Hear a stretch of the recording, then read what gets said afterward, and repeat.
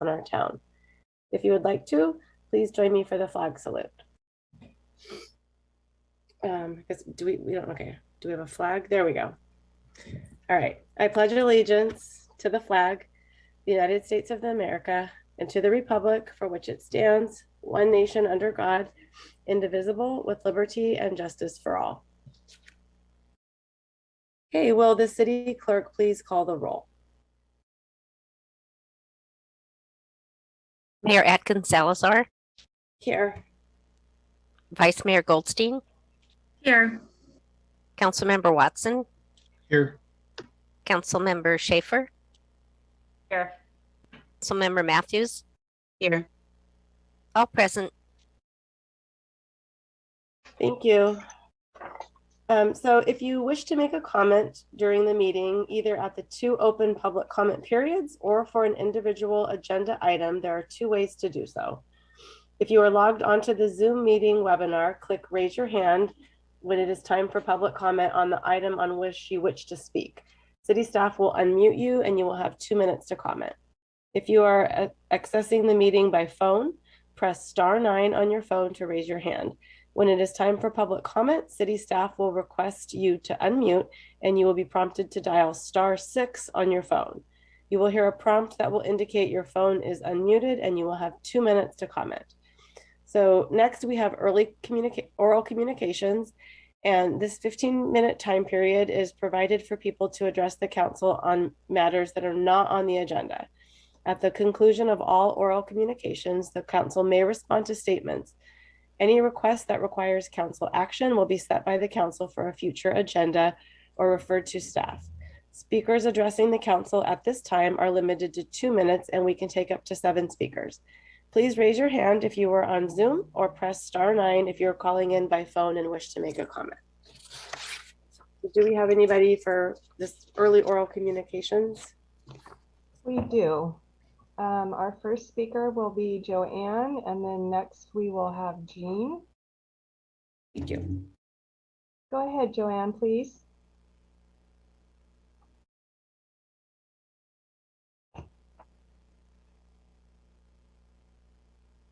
Joanne? I see you're unmuted, but we don't hear you.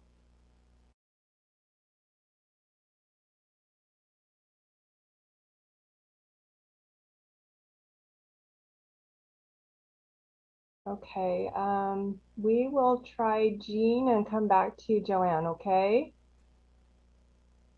Go ahead, Jean. You'll have 2 minutes.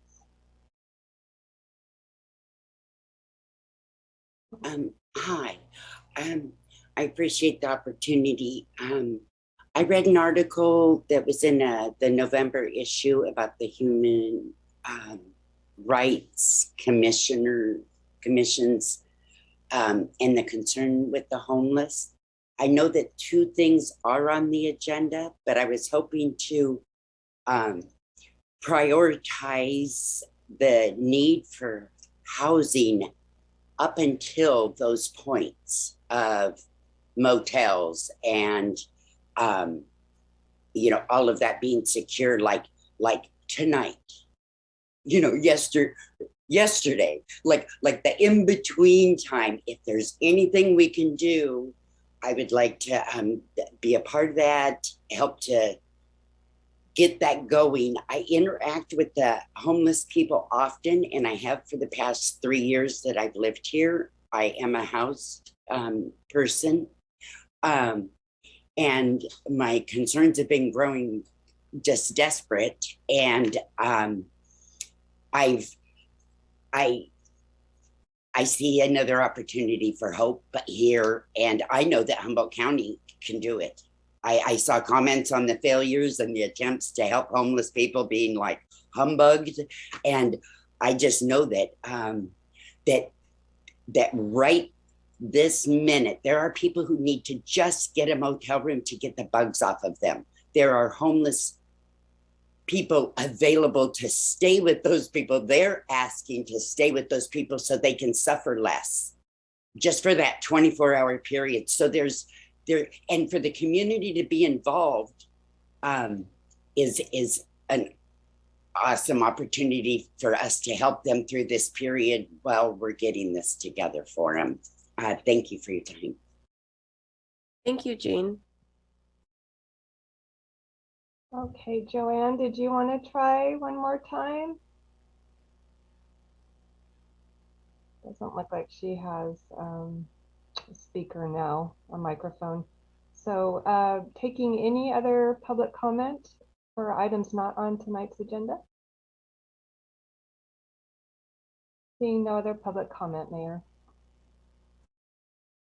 Okay, thank you. And I apologize, Joanne, if you can unmute later, if that works out, then we can take your comment. So I apologize for the technical difficulties. So all matters, next we have consent calendar, and all matters on the consent calendar are considered to be routine by the City Council and are enacted in one motion. There is no separate discussion of any of these items.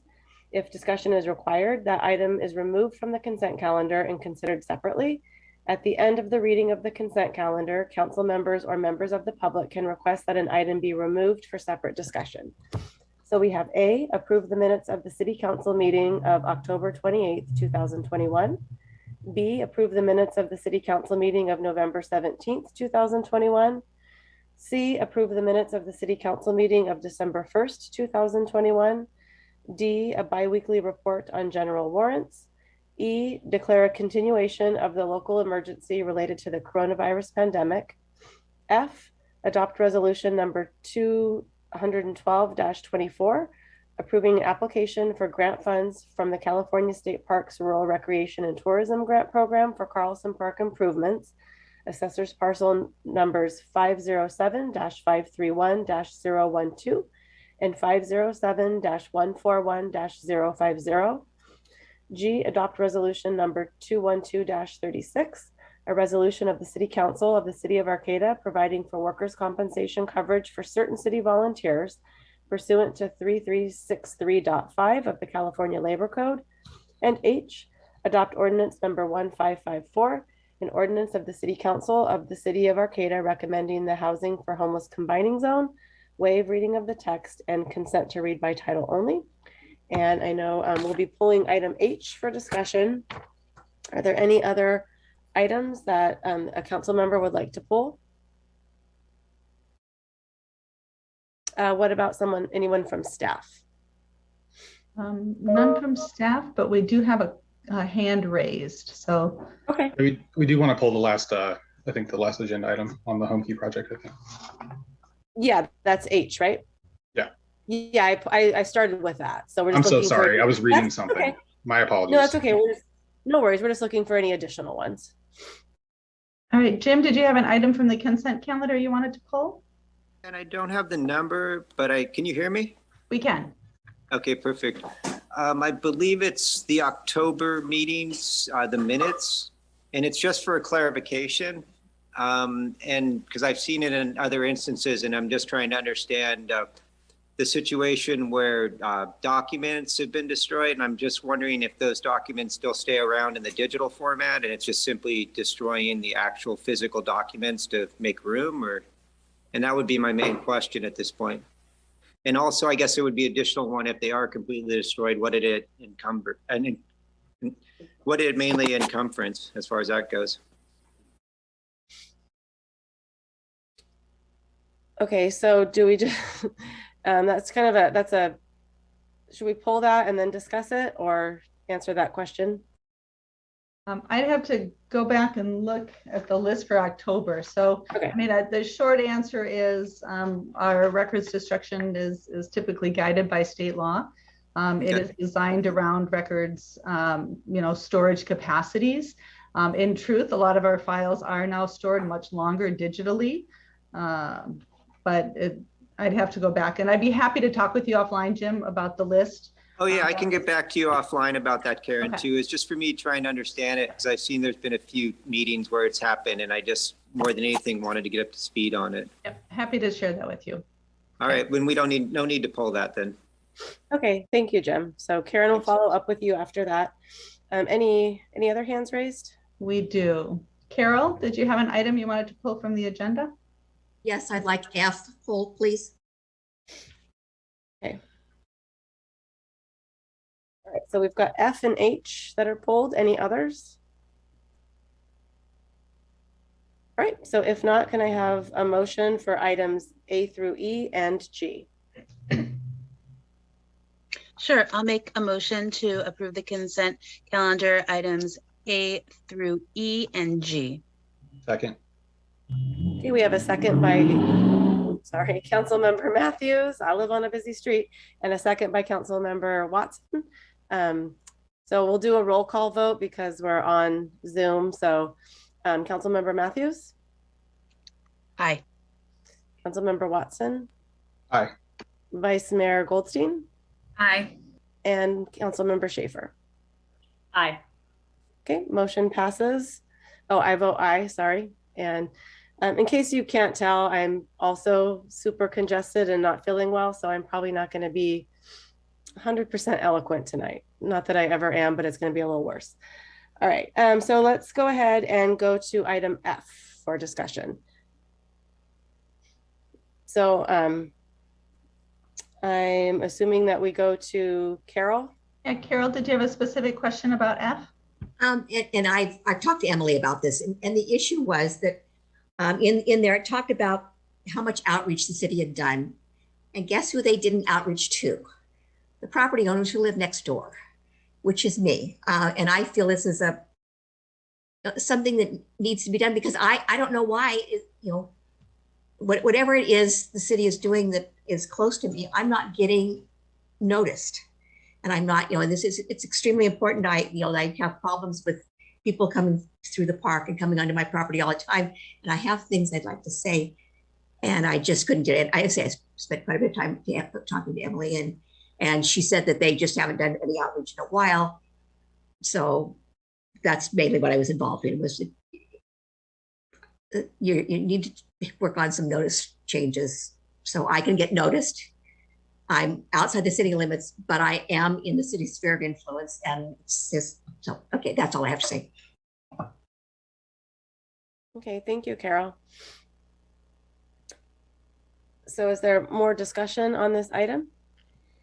Yeah, it seems like it's almost like every project now that comes before us, we're getting feedback that people aren't getting noticed, and in some cases there's not enough public input opportunities. So it's something I was thinking about. Maybe it's something we should agendize for a future discussion, is really taking a look at our public outreach process and policies. And, I think maybe we need to come up with some new and creative ways to reach people. Because, it'd be different if it was just like one project here or there, but it really seems like every project now. And I know, sometimes we might get a couple hundred people to participate, over time on a certain project. But then I think about, there's 18,000 people in the city. And even if we get a couple hundred participate, it might seem like a lot, but that's actually a really small sample size. So, I think it would be good of us and appreciated by our constituency if we worked on that.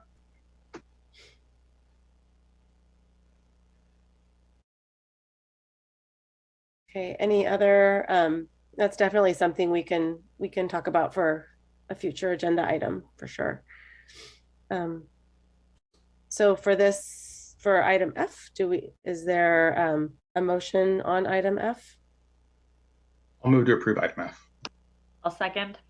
Okay, we have a first by Councilmember Watson and a second by Councilmember Schaefer. So I'll go ahead and do the roll call vote. Councilmember Watson? Aye. And Councilmember Schaefer? Aye. Vice Mayor Goldstein? Aye. And Councilmember Matthews? Aye.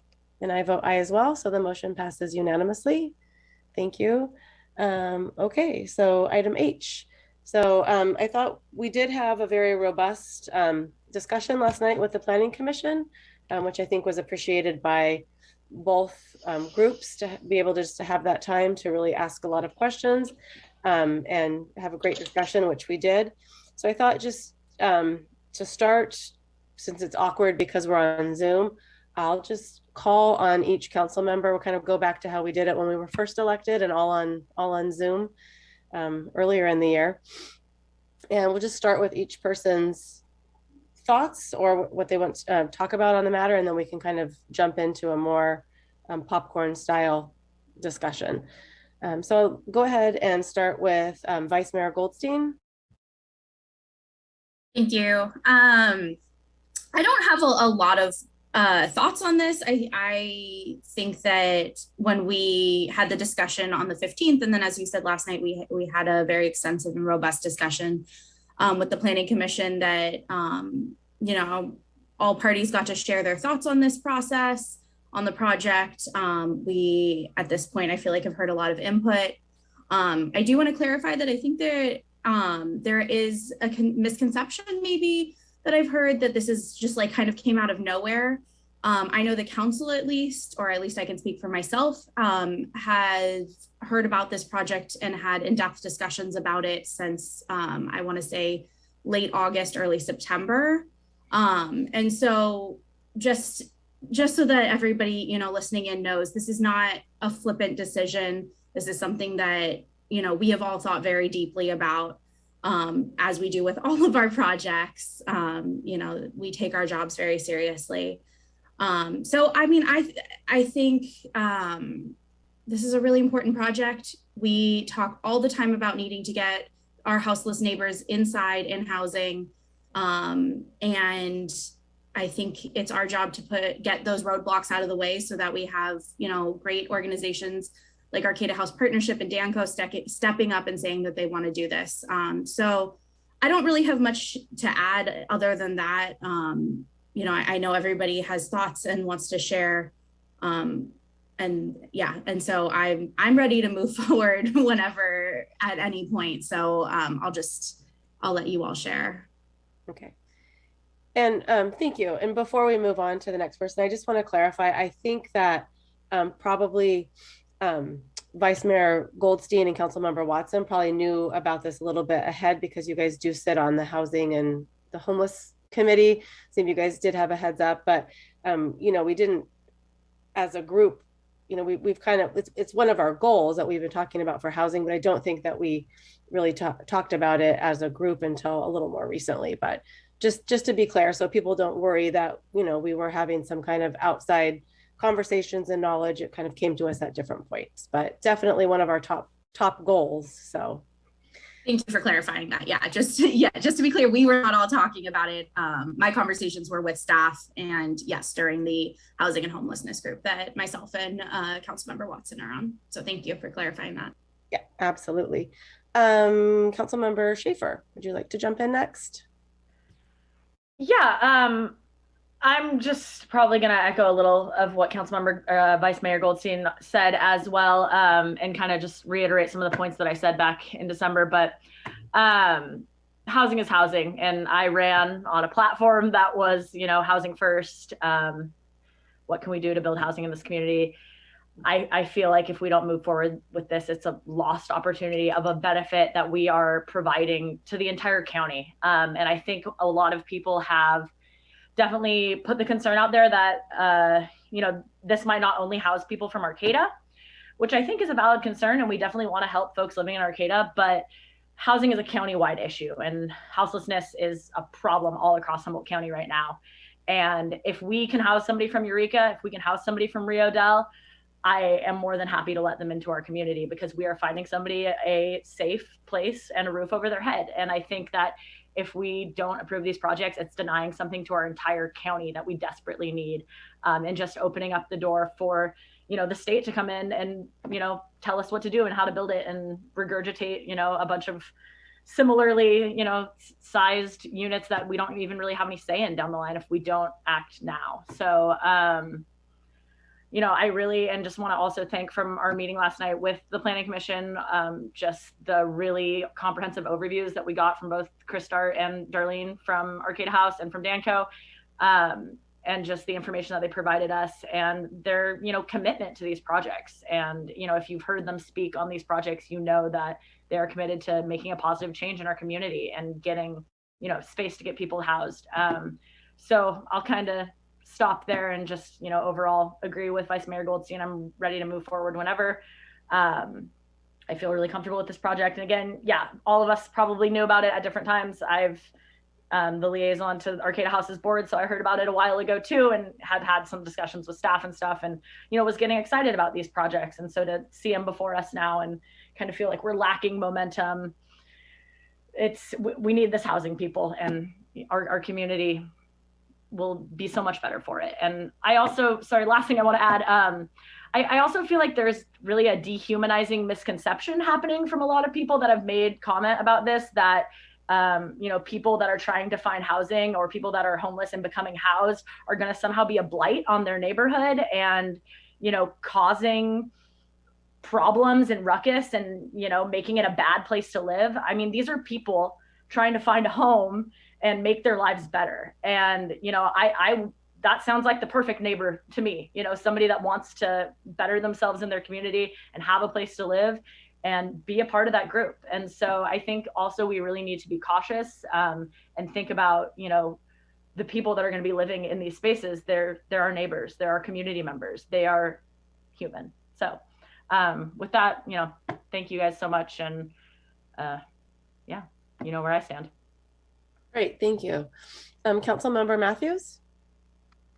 Hi, I won't talk long. I do want to echo what Vice Mayor Goldstein and Councilmember Schaefer said. This council, I feel, really does see the housing issue as a huge opportunity. I know I personally am a liaison to CUNA, Councilmember Watson and Vice Mayor Goldstein are housing liaisons.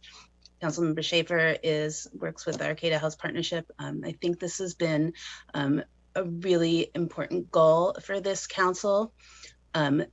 With that, I do want to say that, I spend, some time in Valley West. I do talk to people out there. I've gone to events that CUNA has sponsored at the Red Roof Inn. I understand the community that Valley West is trying to build. I really appreciate it and see your goal and vision for this vibrant community. And these things are not mutually exclusive. One can cohabit with the other. I think that, this is it's an amazing opportunity that doesn't come very often. And I do really appreciate all the emails that we've gotten, all the feedback we've gotten from the Planning Commission, all the people that have commented, all the people that I've talked to. I know that it's a passionate issue. People have strong feelings, and it's not something that we're being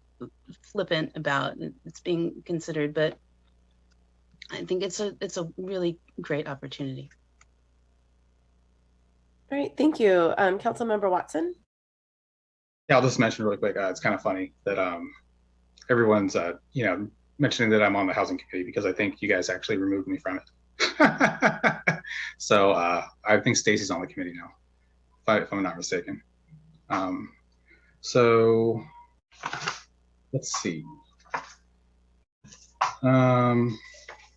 My first question was there, did we say something about 55 years with this project? Is that referenced somewhere in the 55-year project? Yeah, the regulatory agreement would be based on a 55-year term of affordability. And that was approved at your December 15 meeting when you approved the 2 loan agreements with Arcata House and Danco. Okay. And are there some wetlands around those properties?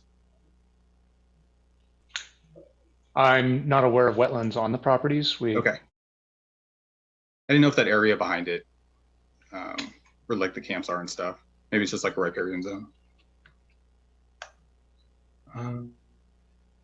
And then, will the construction workers on the project be paid prevailing wage? Is that part of the requirements of the funding? I am not sure about that. I can get back to you on that. Okay. Many of the HCD funded grants do require prevailing wage, both federal and state. Right. Yeah, I mean, I'm kind of presuming that it does. I just wanted to check because it did seem like it was one of the requirements of a ministerial permit, was that they had to meet that criteria. I'm getting my text message from Darlene and Chris. Both are saying yes, state prevailing Okay, wage great. is required. That's excellent. Excellent. Yeah, and I do want to apologize for taking up time with these questions. I did try adamantly today to get my questions answered by staff, but it was not responded to. They were not available to help me, so it kind of hampered my ability to do my job. But we can take care of it now, thankfully.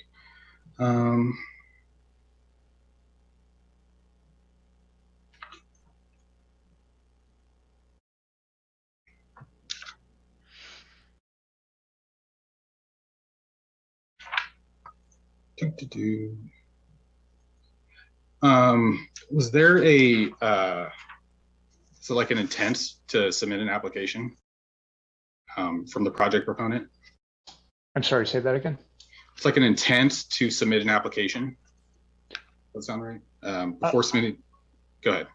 The application process requires a preliminary meeting, which was held in, I believe it was early November, where the HCD staff verify whether or not you have a viable project description before moving forward to application. Okay. Because what I'm reading here in the government code 65913.4 housing development approvals. It mentions that before submitting an application for development, subject to the streamlined ministerial approval process, the development proponent shall submit to local government a notice of its intent to submit an application. I believe that's in reference to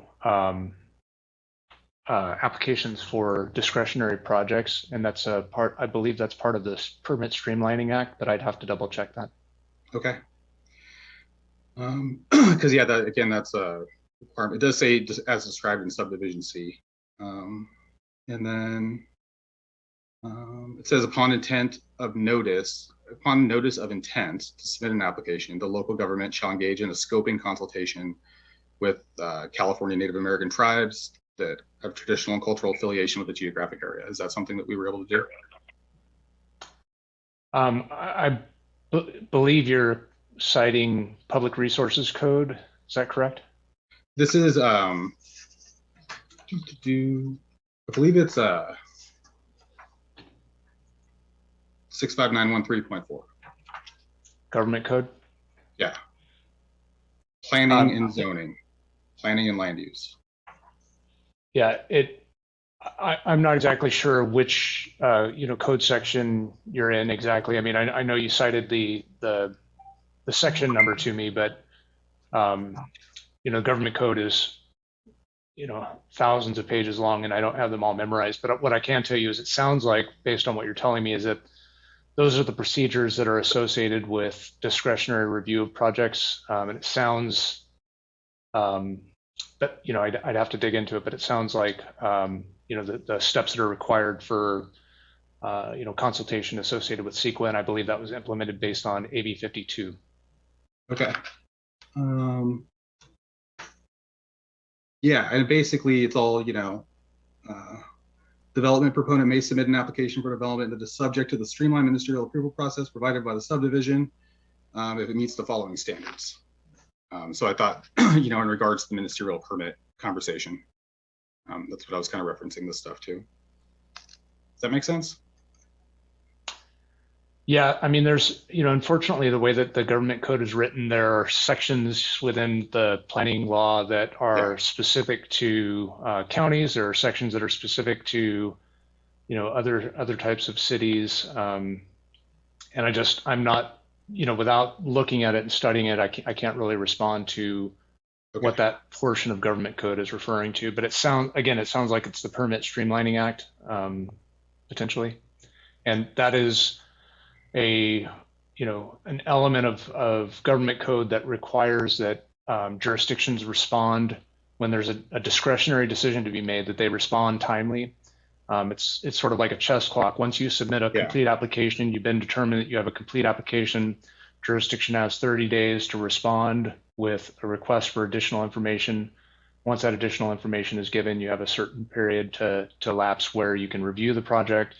And essentially what it leads up to, ultimately, the Permit Streamlining Act leads up to a de facto approval if the jurisdiction doesn't follow the correct steps to put the applicant on notice that they don't have a complete application. So we're very rigorous in our application of the Permit Streamlining Act, because if someone were to abuse it, they would get an approval, by right approval, for something that we've said we want to have discretion over. Okay, so we don't know for sure. You'd have to research it more. And so it doesn't sound like there was a notice of intent to submit an application, and there was not a scoping consultation with Native American tribes. But it's not relevant to this type of decision. Okay.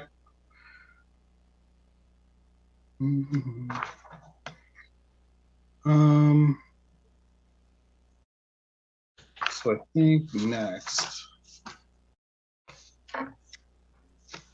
there was some discussion last night about ministerial process, and you had said that you know, basically implied it needed to be done by a staff member. It could be any staff member. And I was looking at SB 35, updated streamlined ministerial approval process. And it basically said that, you know, ministerial design review or public oversight of the application, if any is conducted, may be conducted by the local government's planning commission or any equivalent board or commission responsible for review and approval of development projects, or the city council or board of supervisors as appropriate. True.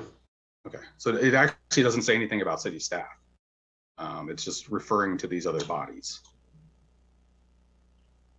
Yeah, I believe that the section that you're referring to in SB 35 is specific to, I mean, it's a general statement. It's true. You can have any official within the city. You can have any staff member, any elected, any appointed. Well, it doesn't say that. It's actually pretty specific. It's pretty specific. The section that you're referring to is specific to SB 35 projects. And what it's saying is that you may have design review approval by either one of those two bodies. And what it's trying to do in that particular instance is to distinguish between the typical types of discretionary review authority that the Planning Commission and the City Council typically have from this type of design review authority, which would be a ministerial review, comparing objective standards. And so jurisdiction in implementing SB 35 could say, we want the City Council to be that body that's reviewing these. They could say, we want it to be the Planning Commission, and they could also say, we want it to be any other staff member. Okay. So for SB 35, it's explicit about that. For the in general, ministerial actions could be taken by, you know, any member.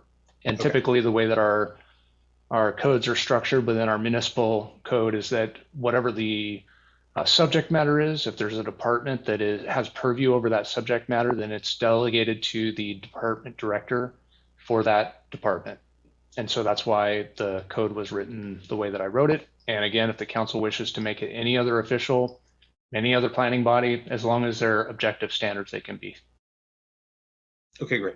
Thanks for clarifying that. I appreciate it. I did, Councilmember Watson, I just wanted to jump in for a second. I mean, it seems like we're talking about like the code in general and not specific to this particular project. So I'm just wondering if this is heading in that direction to be like specific to this project. No, I mean, there is a ministerial approval process. You know, that was my understanding from the slide David had showed to us yesterday. So, and that was, you know, basically part of the conversation we had, and Commissioner Mayer, you know, had also kind of expressed concern with, was that you know, process was basically under the sole authority of the community development director. And the conversation was, you know, is that something we're comfortable with? Or, you know, you know, do we want to provide a more robust public process and allow for public input at maybe a planning commission meeting or a city council meeting? So I do think it actually pertains, you know, a lot to this. Well, it's my understanding though that for this particular like if we were going to make changes, then we're making changes to move forward in the future, you know, not just specific to this particular project. So, I mean, I guess that's a discussion to have, you know, but no, I think this actually is specific to this particular project. So I could be mistaken. But yeah, that's my understanding. Mayor, would it be all right if I made a motion? I'm ready to make a motion at this point. I mean, I still have a lot more to talk about. We need to take public comment also. Yeah. Okay. Oh, thank you. I actually have more comments. I have more questions and comments. Okay. And, to me, it just seems like you're cutting me off. You're interrupting me. Actually, I was talking, so but okay. There's also a lot of changes that I want to propose. I think the Planning Commission had a lot of really good input. We really haven't talked about that. And, you know, especially the letter that Commissioner Merritt sent to us has a lot of really good changes and points and suggestions that I think we really need to discuss. And I think we're very happy to entertain those specifics. If we could just get to those. I'm ready. Yeah. I mean, I just needed to get my background questions answered. Yeah. Okay. So did you yeah, I can start. Definitely. So, you know, the first one is removing discretionary review and giving it to the development director exclusively, the review authority for management plans, principally permitted permanent supportive housing projects.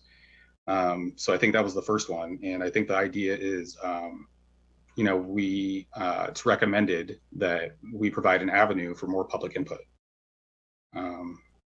So I think that's the primary one. And I think that's really the question in front of the council is, you know, every time we do this, where we basically take the power of the people that's been given to us as an elected body, elected by the people, and we give it to one person on staff. And I don't really think that that's the desire of the community. I think, you know, with something like this, we need to make sure that we retain oversight, and also that, you know, we continue to provide an outlet for public input. So I think changing that to, you know, review by a council or by the Planning Commission would be a lot more appropriate.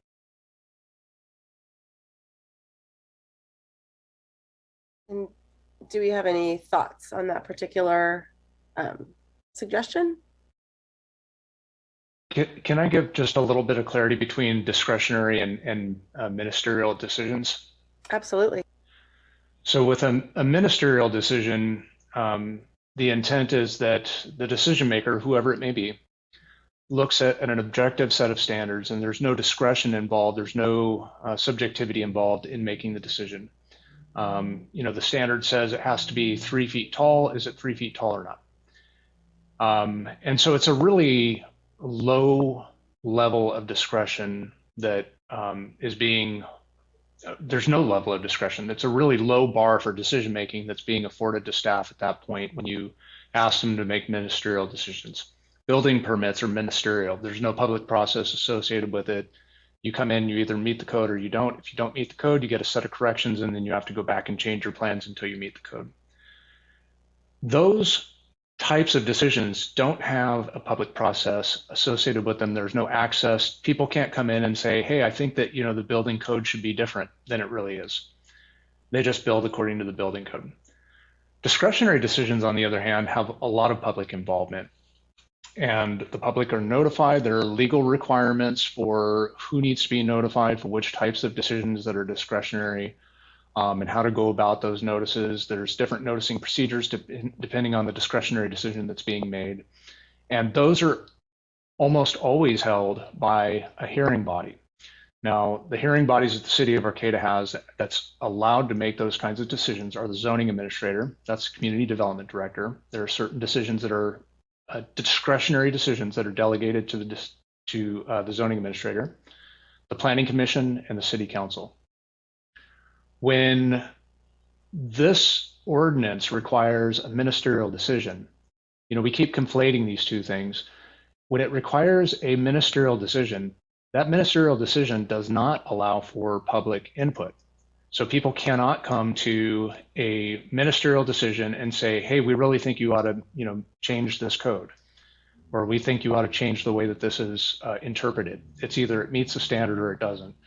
And all of the standards associated with this ordinance are embedded in the ordinance. And so the list of items that need to be in the operation plan A through K are also embedded elsewhere in that ordinance, and they tell you what the lighting needs to be, what the maximum number of beds are, the client waiting areas, and so on and so forth. And so the very few potential decisions that might be made on a ministerial basis through this ordinance are already baked into this ordinance. And the city council can certainly, by all means, pick anyone in the city to make those decisions. I'm not, by any means, tied to or advocating for that being my position. The only reason I put it forward as my position is because, again, this is material that's under the subject matter of my department. And typically throughout the municipal code, these kinds of really basic decisions are afforded to the directors of that department, and they can delegate their authority. So the difference between a ministerial and a discretionary are really different, and we can't conflate the two and make a ministerial process that has public input. And I'm sorry, I'll stop. I see that Councilmember Schaefer has a question.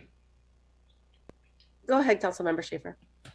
Well, okay. Well, I mean, continuing just on that vein, I mean, I think what the issue here is, and what I'm not understanding, I guess, either, or I just, it hasn't like been put out there. Like, so what kind of things do we want public input on? Like, I think that we're getting to the point where we're talking about wanting public input on how these are ran, specific, how buildings are being used. I think I understand that, yeah, like if it's up to building code and it's meeting these standards, that can be approved by a designated city official, in this case, most likely you, Director Loya. But I mean, I think, and I guess, I don't know if this is where you're going, Councilmember Watson, and maybe you could provide some examples of kind of what specific, things we would want this public input on, and how that would really work, especially when we're working with private developers. I mean, once their plan is put forward, then are we requesting that gets reviewed by council, even though we've already approved funding for these projects and we've already approved them? I'm just kind of confused out now where in this process, if we're changing it now, that public input would come on down the line, or how that mechanism for that would even work. And that's kind of where I'm getting a big question mark right now. Sure, thanks for that. I thought that originally the conversation, this all kind of came to us on short notice. I understand, the applicants got it to us as soon as they were able to. And I just wasn't provided with very much time to consume all the information. We also had the request from the Planning Commission to allow them more time. Originally I had suggested a special meeting, but the council decided, no one wanted to second my motion. But then after the fact, we decided to go ahead and have a special meeting to get more input from the Planning Commission. And last night, it seemed like there were a lot of concerns from the Planning Commission that, I didn't feel like were accurately portrayed to us by the staff. They kind of, diminished, what their concerns were. And it seemed like they were a lot more robust than that. So, I think we really need to keep in mind that Commissioner Mayer has more credentials and experience in planning than anybody on the Zoom call right now, and anybody on the Planning Commission. She's, very well educated and skilled in doing this kind of stuff. So I don't think we should take her suggestions lightly or just kind of blow them off. We should take them very seriously and put a lot of thought into them. She spent a lot of time not getting paid to, put all this information together for us. So that's, kind of where I start with. And I think, as it comes to specifics, there needs to be language that requires a robust continuing process for public and neighborhood input and resident communication on permanent supportive housing projects. So we don't really have that in anything that we've done here. So I think as these projects are ongoing, we need to have that avenue. So yeah, as far as this, particular suggestion, that's what I'm talking about. Do we want to allow our constituents to be able to participate in these kinds of housing projects? Councilmember Watson, do you mind if I jump in? No. With you? Okay. So I did have that conversation with Director Loya today, and I was wondering maybe if you could explain, Director Loya, what you had told me regarding, because that was my question too, because for me, the main thing that came out of that meeting last night was, is there a way for more public input? You know, I the main thing. And so I did. So maybe if Director Loya, if you could share what you shared with me, that would be helpful. No, thanks. And it's interesting to know that another council member was provided time with staff, but I was denied. So I appreciate that point. And I might be able to clarify, David, but feel free to jump in. So we did look, I did follow up quite a bit on the Planning Commission's discussion on that last night. And actually late in the day, we were able to reach staff at the state HCD office as well.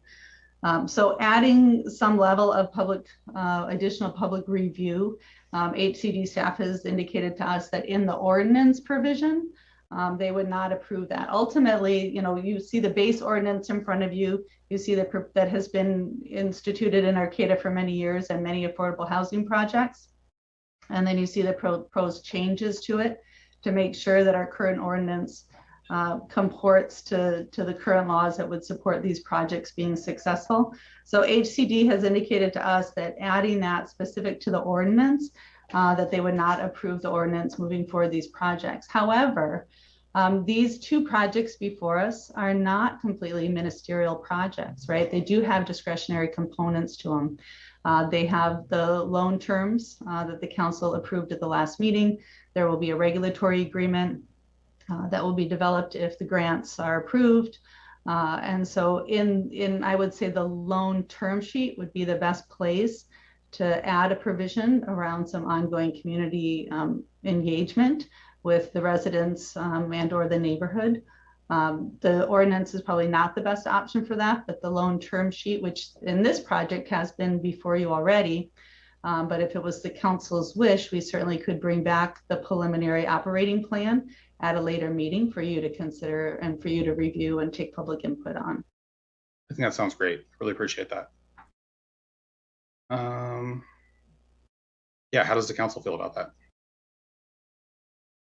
That sounds good to me. I just, yeah, because where I'm right now in approving, you know, this specific, you know, piece that has to do with land use and the specific parcels, I don't see where, you know, these ideas fit into that necessarily. But like City Manager Deemer just said, you know, looking at those loan terms and actually how these projects are going to play out and making sure that funding is going to where it's going to, and that, you know, both Danco and Arcata House are meeting certain standards, and, you know, review by us and or the Planning Commission, you know, whatever is decided. I definitely see that as something that could be included in that more than this particular, you know, piece of legislation. Yeah, sorry. I really appreciate City Manager's comments and Director Loya's as well. That was a lot of clarification that I feel like I was missing out on, and I appreciate it. I completely agree with Councilmember Matthews. Yeah, I think this is an important discussion, but not necessarily pertinent to what we are trying to move forward with this evening. Yeah, it would have been really helpful, you know, if I could ask my questions to staff and I would have had that information. This saved us a lot of time. And I'm just wondering, how does the council feel that I wasn't able to access staff today? Well, I don't think we're legally allowed to speak on that because there are reasons why you have a limited access, and I don't want to get in trouble for speaking out of turn. So I don't really feel that we can address that. Maybe Nancy can fill us in. The only other item to say is that from what I understand, your questions came in at the very last minute. They came in early in the day. Let me finish. You've been talking about people talking over you, so now you wait for a minute.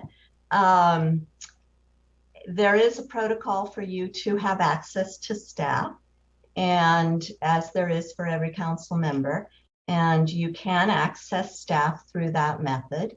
And I think you did not want to do it that way. And David's time is very limited. I know he had other meetings. And the mayor, as you well know and remember, actually needs to be interacting with staff in order to be able to facilitate the meetings. So I think that's enough. I don't think that we're on topic anymore. I think we've moved off the agenda item, and we can take this up in closed session further if you would like. Yeah, I would definitely like that. So I'd appreciate if we get a closed session on the future agenda. So the next item is, I really feel like we should require indoor and outdoor gathering areas for residents and large permanent supportive housing projects. And it sounds like that they're going to include it for this one, but I think we should require it for future projects. And that's all I got. I was gonna say, I think Director Loya had a response to that because we actually did talk about the indoor outdoor areas today. Would you enlighten the rest of the council, please? Hope you're still muted, David. Darn Zoom.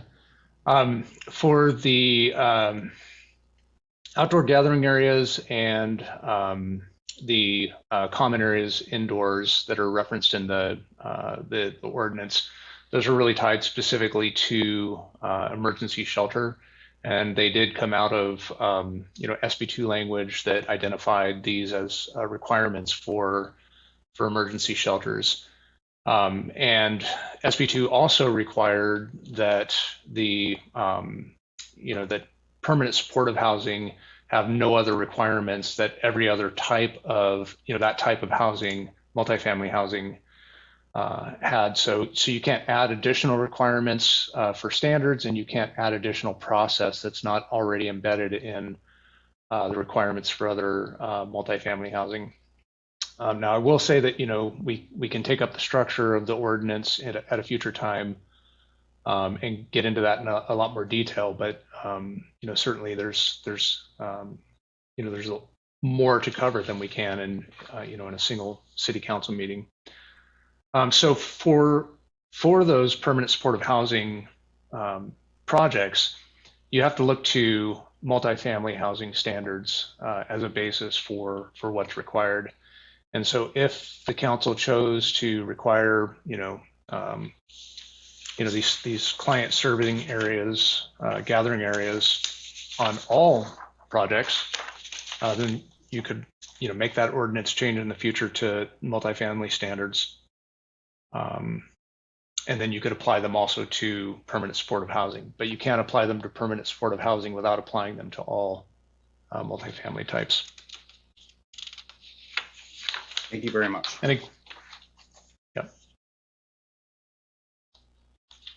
again, the reason why the state had client gathering areas and client waiting areas embedded in emergency shelters is because there's not a whole lot of privacy in an emergency shelter, and you need to have areas to stage people while they're waiting for various activities, and that's not really germane to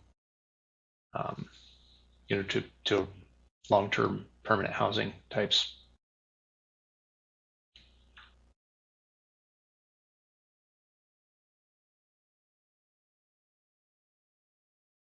So are there any other questions? We can still, obviously after public comment, we can still come back and discuss more. But if we don't have any more immediate questions for staff or each other, I'd like to open it up for public comment. Okay, it looks like we can do that. So if you would like to speak on this, please raise your hand. All right, we do have some people raising their hand. Our first one will be Jean, and Judith L will be after that. Thank you, Jean. So you have 2 minutes. Okay, thank you. Since we are in a crisis, I'm wondering what is planned for the right now. Is there anything set up right now where vouchers are available for people to get indoors? Is there a way to purchase heavy duty rain ponchos till this can happen? Okay, those are 2 questions. I have more. Do I have to shoot them all out now? for my 2 minutes? Yeah, because Jean, we won't necessarily come back and answer them all, but we'd love to hear what your requests are. Well, I thank you for that.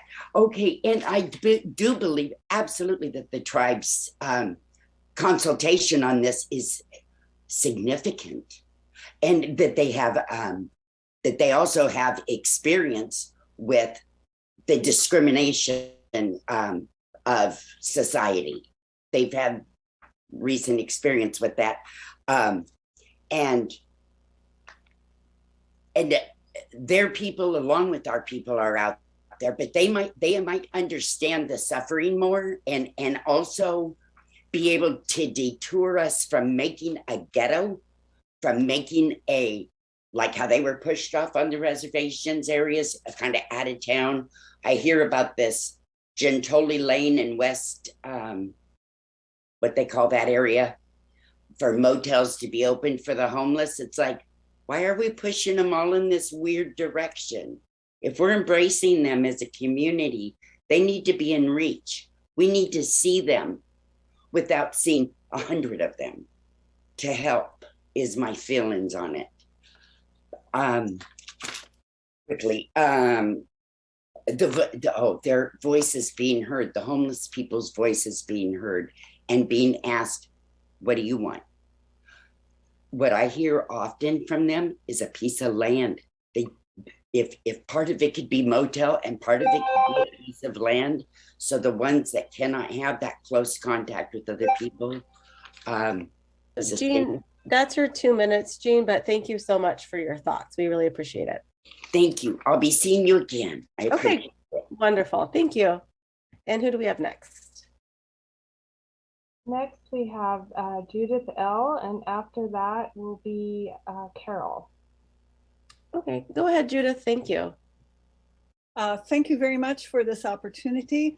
I would just like to say thank you to the City Council for your considered support of the people in our city who are houseless.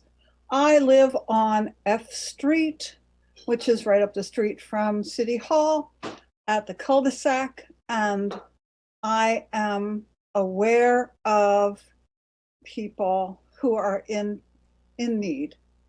And it just breaks my heart to see people in the rain and in the sleet and without any resources or any place to go. So thank you so much for your compassion and your understanding of this disaster that we are in.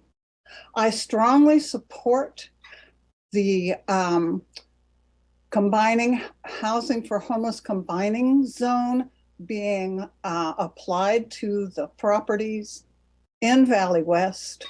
I know that Arcata House Partnership does have an office which is right next door to the Days Inn, which is one of the properties that's being considered. And so I think it's very appropriate that that would be a place where motel could be used for housing. And this project being having the support of the state and also of the City Council, I just feel is very heartwarming. It makes me hopeful for the future. Thank you so much. Thank you, Judith. Who do we have next? Carol is next, and after that will be Sherry S. Okay, go ahead, Carol. Thank you.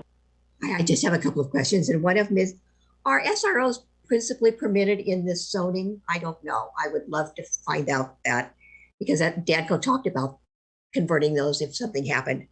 And then you asked Danco how many of the units are for chronically homeless and how many are for non-chronically homeless. That was part of the application in his report. And then last night I talked about the transient occupancy tax.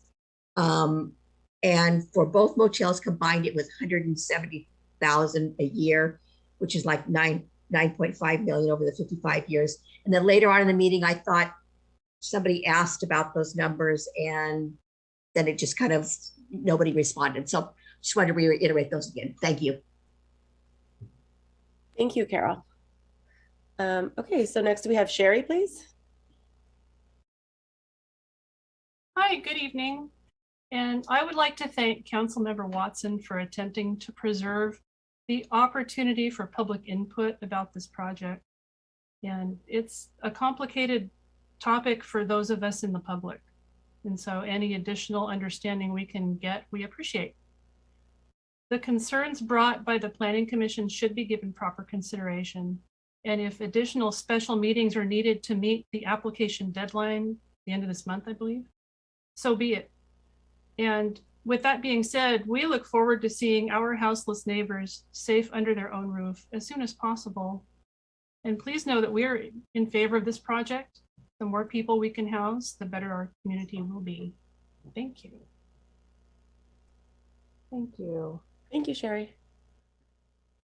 Next is Jim, and after that will be Kimberly. Go ahead, Jim. Can you hear me? All right, I do thank you for a moment to speak. And I had a couple questions relating to the bill that I think will be affecting this. It's Senate Bill 621, because it is in the conversion of hotels and motels. And just double checking on one thing where it states, and I'm guessing in this case the requirements exceeded because this is going to all be houseless people are living there. But within that it says ministerial approval process provides that development reserve 10% of proposed housing units for lower income unless local government affordability requirements exceed these requirements. And that's just one thing I want to put out there just to be sure, because I do just absolutely support this project and look forward to seeing moving forward that this is made available for homeless people. Another one is just to clarify, it sounds like the ministerial process, CEQA, does not apply to the approval of the project.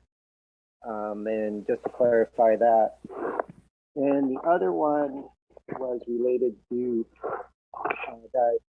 what Councilman Watson has mentioned earlier about the 55 years for units that are rented to occupants. And I'm just wondering, will that apply to just that 10%, or does that apply to an ongoing population of low income for the entire time of the project? And that's all that I have to ask. And once again, thank you, because I think this is a very valuable project. I just want to clarify these things. Thank you, Jim.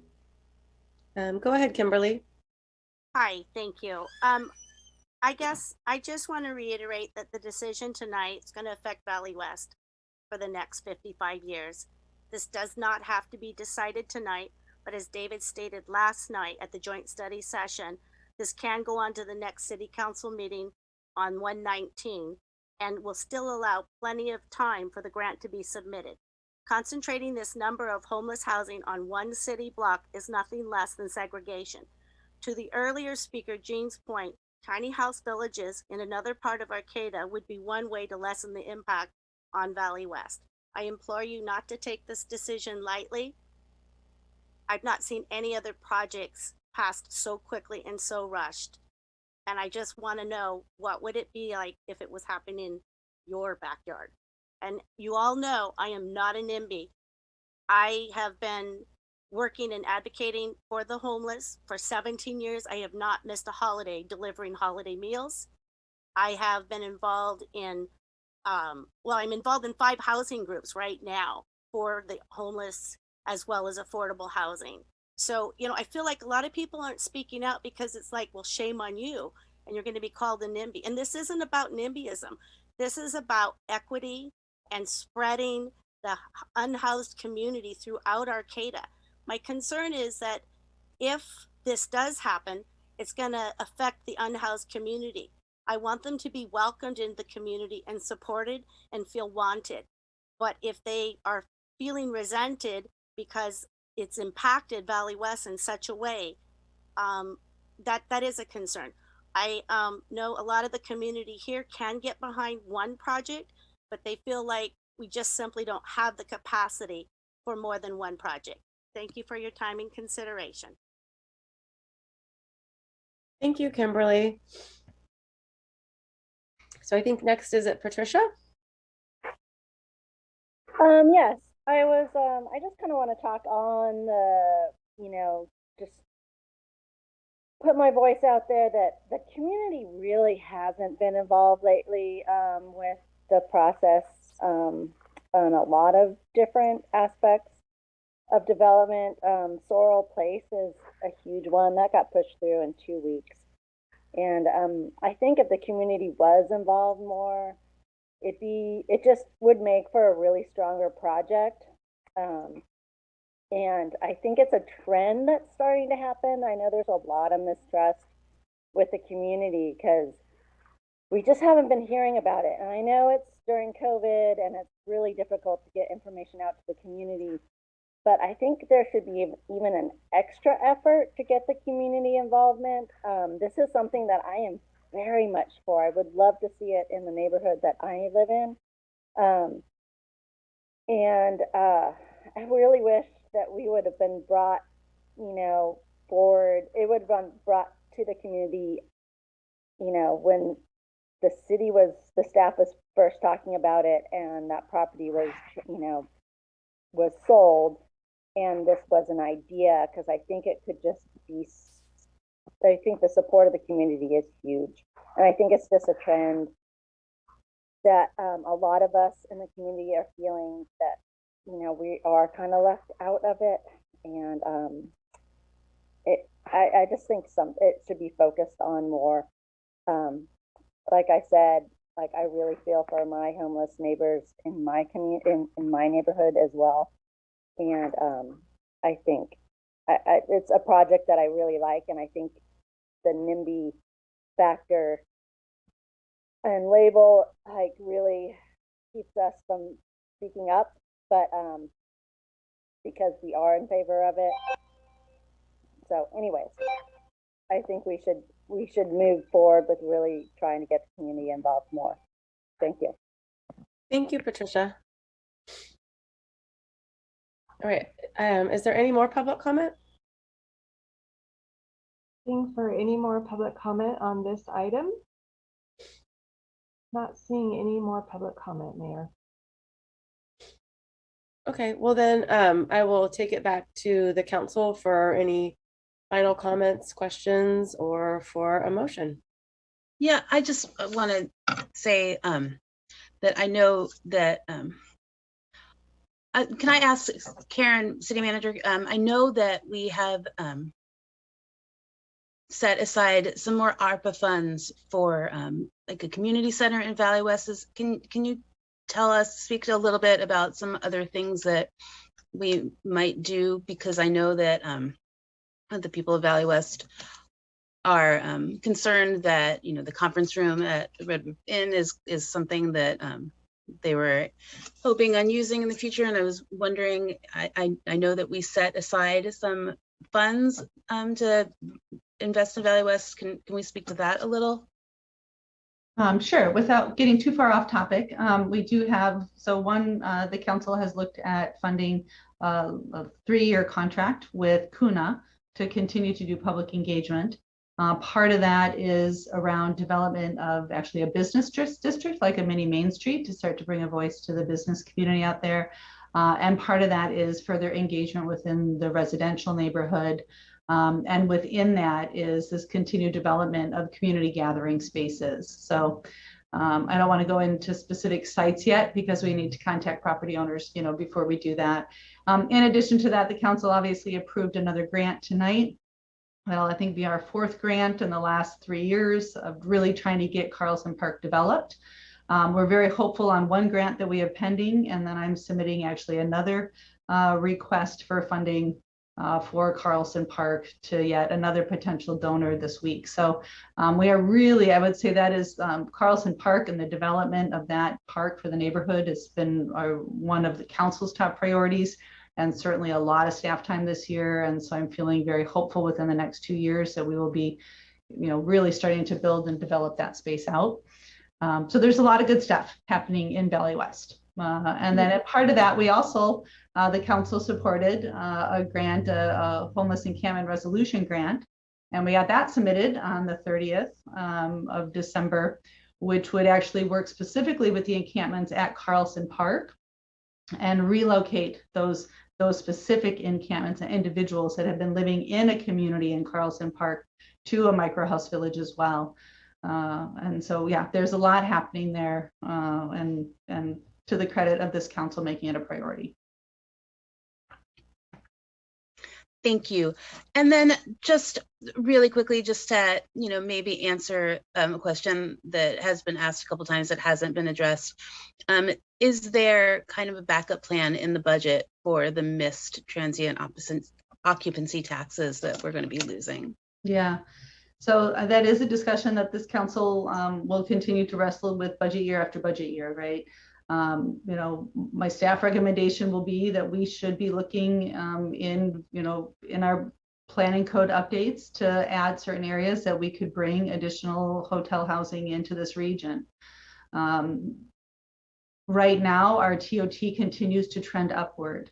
So I anticipate that at the time that we lose these, we will probably be able to continue at that level. But that being said, let's say that number would have grown, and let's say that's $200,000. That's $200,000 that this council doesn't get to spend on other things each of those years, right? This council also has as a goal this year to be looking at potential funding sources for ongoing housing, right? So how that discussion evolves within this council and whether or not we look at going out with a voter initiative to support long-term housing. That could be a way to bring resources to projects like this, to projects like safe parking, or potentially to offset, other revenues that are coming in. That's also on the list that we might discuss. So it is something that we'll wrestle with. These are very rare opportunities. We've had a lot of discussions about 5 years, being funded of operational cost. Senator McGuire fought hard for that in this bill and in this legislation. All of the other, permanent supportive housing projects that we've had have come with very little or no, supportive operational funds in the beginning. So, I feel confident on these projects working with the two applicants that are before you tonight, because they do have a proven track record in Arcata of managing similar projects. And without 5 years of funding, right? So with that 5 years built in, the intent is that we build success that then allows them to continue to draw funds for continued operations. Thank you. Those are answers. Thank you. And I wanted to add in that just we don't just have these 2 hotel areas planned. We're very open for lots of things. We have the safe parking that we'll be talking about later that we're working on, and also working with Cooperation Humboldt on the tiny home village. But I think what we've come across in our discussions is there isn't a one solution to fix everything. We need lots of solutions and lots of ways to go about this. And it's not just with low income housing or homeless. We need housing for all people in our area. And so whatever we can do, of course, we need to be thoughtful, and we need to consider our entire community. And I really believe that everyone on council takes that seriously. We all live here. We will live here long beyond our terms, I'm quite sure. And, we want to live in a successful, thriving city. The speed of which this has come to fruition has been brought up a lot. And it wasn't something, please correct me if I'm wrong, that this wasn't something that we started as a city or a council. This is something that Danco and the Arcata House Partnership are doing, and then coming to us to partner with them. So it wasn't like we were looking to do this behind closed doors. It came up. It's a really great opportunity. Like the city manager pointed out, 5 years of wraparound services, which is unheard of. And so we are trying to move quickly to take advantage of that. And I think in the past, councils have been criticized for moving far too slowly. And, if we were dragging our feet on this and leaving people out on the streets, I think we would be hearing about that too. So we're looking at how can we take advantage of these great opportunities that are popping up and getting our people off the streets as soon as possible, which, as one of our call-ins, Jean, said, is not even soon enough, because we have people that need housing tonight. And we don't have resources for that. So it is something that we are moving quickly on because it's a crisis and we have people on the streets. I think the tragedy is that, even after supporting both these projects, there's still going to be people on the streets, right? The camps are going to still be there. There's still going to be car camping. And as we've acknowledged, it houses very little people in the end that are actually in the Arcata area. And I definitely feel like it's rushed. I really agree with the community on that. I just still feel like I need more information. For example, the impacts on local businesses. I think our TOT is up, which is great, but it really makes no sense to cut something significantly that's really our only increasing revenue stream for a project that actually doesn't meet our #1 goal of housing Arcata's homeless, when it's likely only a small percentage of people living there will be from Arcata. And I think it's a hard sell. I don't want to be the one to tell the Arcata taxpayer that we're giving up $200,000 a year of your city money so we can house people that don't live in your city. So I don't know. There's just I could go with one of them. I could compromise and approve one of the projects. But at the end of the day, I just don't see the upside for our constituents and the Arcata taxpayer. Well, and what would really be helpful to us as a city if all of the municipalities in our county could work together to provide housing, and so the burden wasn't just on 1-2 municipalities, but we were all working together, and then we could truly have an impact on all of our communities. Councilmember Schaefer, did you have your hand up? I did. I wanted to make a motion to approve item H from the consent calendar. I'll second. Okay, so we have a motion from Councilmember Schaefer and a second from Vice Mayor Goldstein.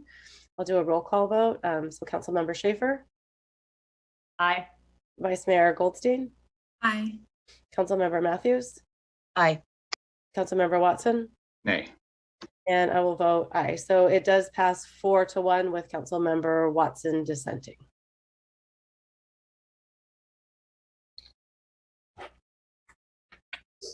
Okay, so that moves us into new business.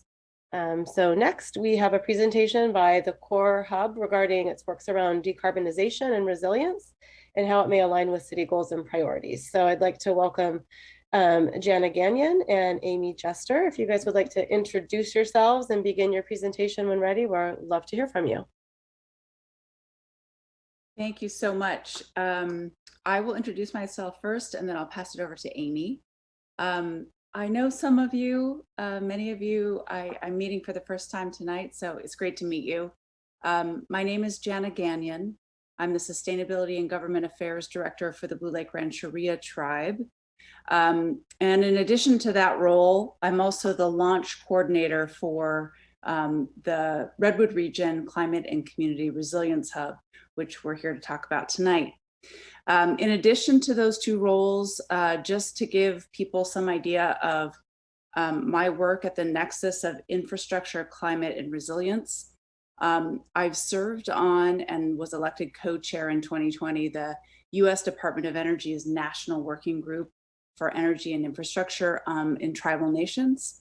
I also serve on the California Public Utilities Commission and the California Energy Commission Disadvantaged Communities Advisory Group, and I serve on the U.S. Bureau of Ocean Energy Management, the California Intergovernmental Renewable Energy Task Force as well. And it's great to be here tonight, and we're looking forward to presenting and hearing back from all of you. So I will turn it over to Amy. Council members and others of the public and city staff that are on tonight. So one of the things that we just wanted to note is, we have a little bit of time this evening to do an orientation to the Core Hub, as well as processes that are going to be coming related to offshore wind development. And we'll have a bit of opportunity for discussion around that and questions, but coming out of our presentation here, we'd love to entertain any additional questions and do follow up with you as well around how we can support the work that you're doing as leaders through this critical time of climate change and catastrophe, but as well as this super rich time around our region and the globe for coming up with innovative climate resilience adaptation and mitigation solutions. So just wanted to put that out there.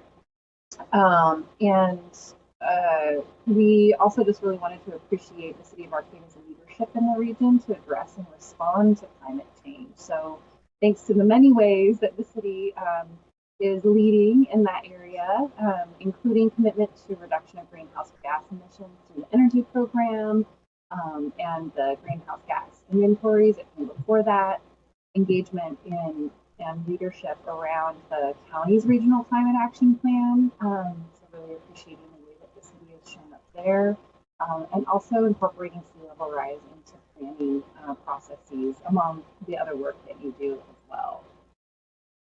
So the Climate and Community Resilience Hub was launched in the fall of 2021, so just a couple of short months ago, through a collaborative effort by the Shop Energy Research Institute, the Redwood Coast Energy Authority, Korea, and the Humboldt Area Foundation.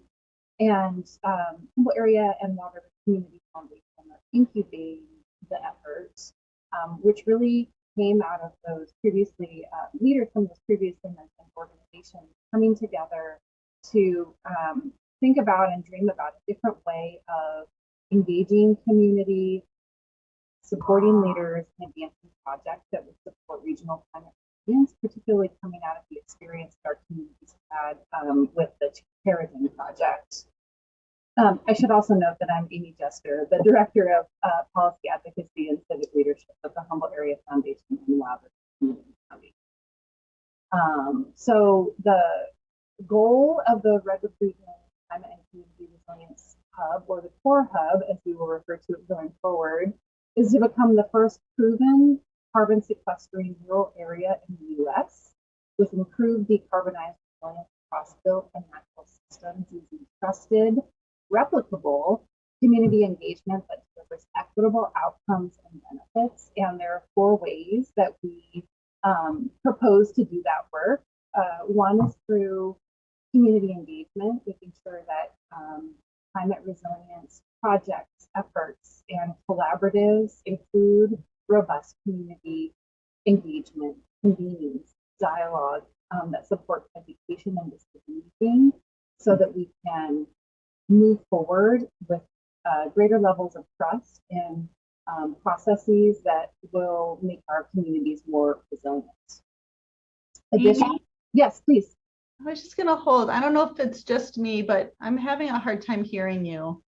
Oh. So I just thought I'd check with others, make sure that we. It's a little bit faint. Bear with me.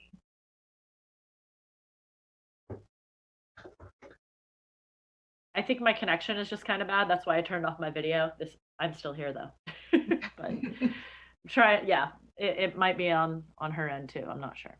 You know what? It is on my end. For some reason, the speaker option is not the one that I usually use for Zoom, which is not available to me this evening, unfortunately. So I will make my piece short and turn it over to Jana, who does have better sound.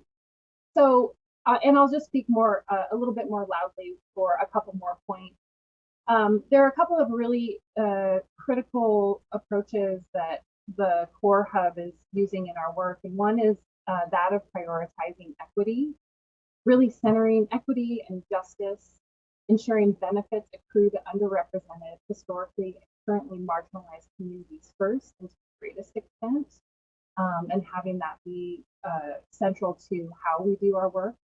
And then also technical assistance. So facilitating access to experts, data, and research that can support communities and decision makers in advancing projects in a way that will support innovative solutions that are able to move forward and do so in a way that will hopefully result in less gridlock than we experienced with some of the projects that have come before. So with that, I'll go ahead and turn it over to Jana. Thanks, Amy. Is everyone okay if I share my screen? Great. And you can see this okay? Terrific. So just following up on, and everyone can hear me okay? Great. Just following up on what Amy was saying. So the Core Hub is, it's being incubated at the Humboldt Area Foundation. One of the reasons that we saw the need for this is, to add to what Amy said, is that number one, Humboldt County has a long history of climate smart climate smart innovation. And so building on that history, that legacy of innovation here is a really important thing to keep in mind. Arcata is an example of the ways in which a community can get organized around climate resilience and make good progress. The other piece of this, of course, is the fairly historic amounts of funding that are going to be coming down from the state of California in its $15 billion climate resilience investment, and from the federal government in the bipartisan infrastructure law and other sources of funding that are in, the programs and the grants are in design now. They're going to be hitting the streets in the next couple years. And so the recipe for this that we're seeing so far is like Mayor Atkins Salazar was just talking about. The federal government, the state government are looking for regions that are coordinated. And I hope you'll forgive the noise in the background. My cat is trying to tip over its water dish. Anyway, the recipe for that funding is regional collaboration. There's two basic phases. The first is to get organized with a plan and a set of shovel-ready projects, and the second is to implement.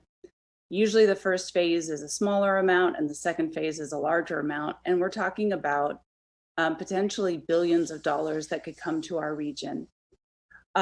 So while every community, every nation is going to have its own definition of what climate and community resilience means to them, we can agree on some basic principles, I think, that we're striving for cleaner air, cleaner water, rewarding jobs and a thriving economy. We want to make sure that our social services and our youth and families are taken care of, that equity is centered, as Amy was saying, and that we're able to withstand these issues that we're experiencing now and recover swiftly. There's a couple of, facts that we bring into any funding competition, and that is that we're rural, we're geographically isolated, we're behind the road with curtain, we have 140,000 people, and with that we have some very kind of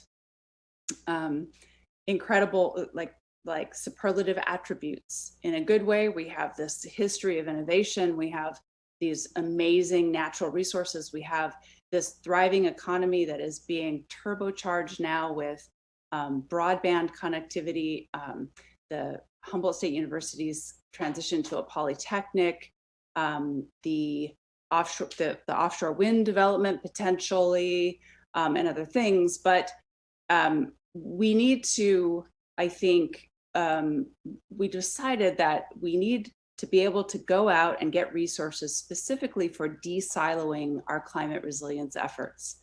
And so I'm going to go through a couple of contextual things very quickly because I know it's getting late, and Mayor Atkins Salazar, I don't want to keep you too late because anyway, I do hope that you're feeling okay. Obviously, the climate data in some ways speaks for itself. We're experiencing these things on the ground in terms of increasing temperatures and wildfires and power outages and warm blobs in the Pacific Ocean. The warming is creating this volatile situation that we're dealing with now more frequently that has a cost to it. And so this is a slide from 2020. 2021 is about equal to this or greater, but it was the highest amount of billion-dollar weather and climate disasters ever. This is a slide from NOAA. The impacts that we're seeing here, this is an image from September 11th of 2020 when the entire West Coast was on fire. The issues around these climate amplified situations that we're dealing with are not going away. We have our own maybe negative superlatives that we have the fastest rate of sea level rise on the Pacific coast. That, of course, is impacting and threatening our local infrastructure. We saw that with the king tides just over the last month.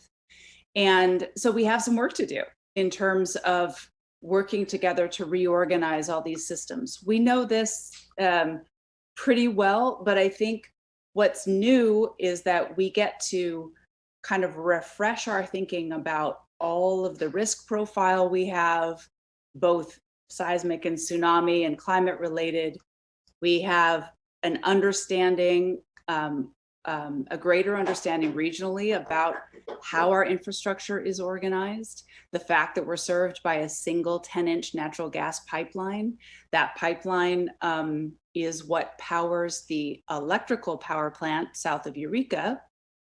And if that power plant goes out because the pipeline ruptures or we have a tsunami or for other reasons, our region is in the dark because we cannot import, because of transmission line, electrical wire constrictions, we can't import enough electricity from outside resources to power our baseline needs here.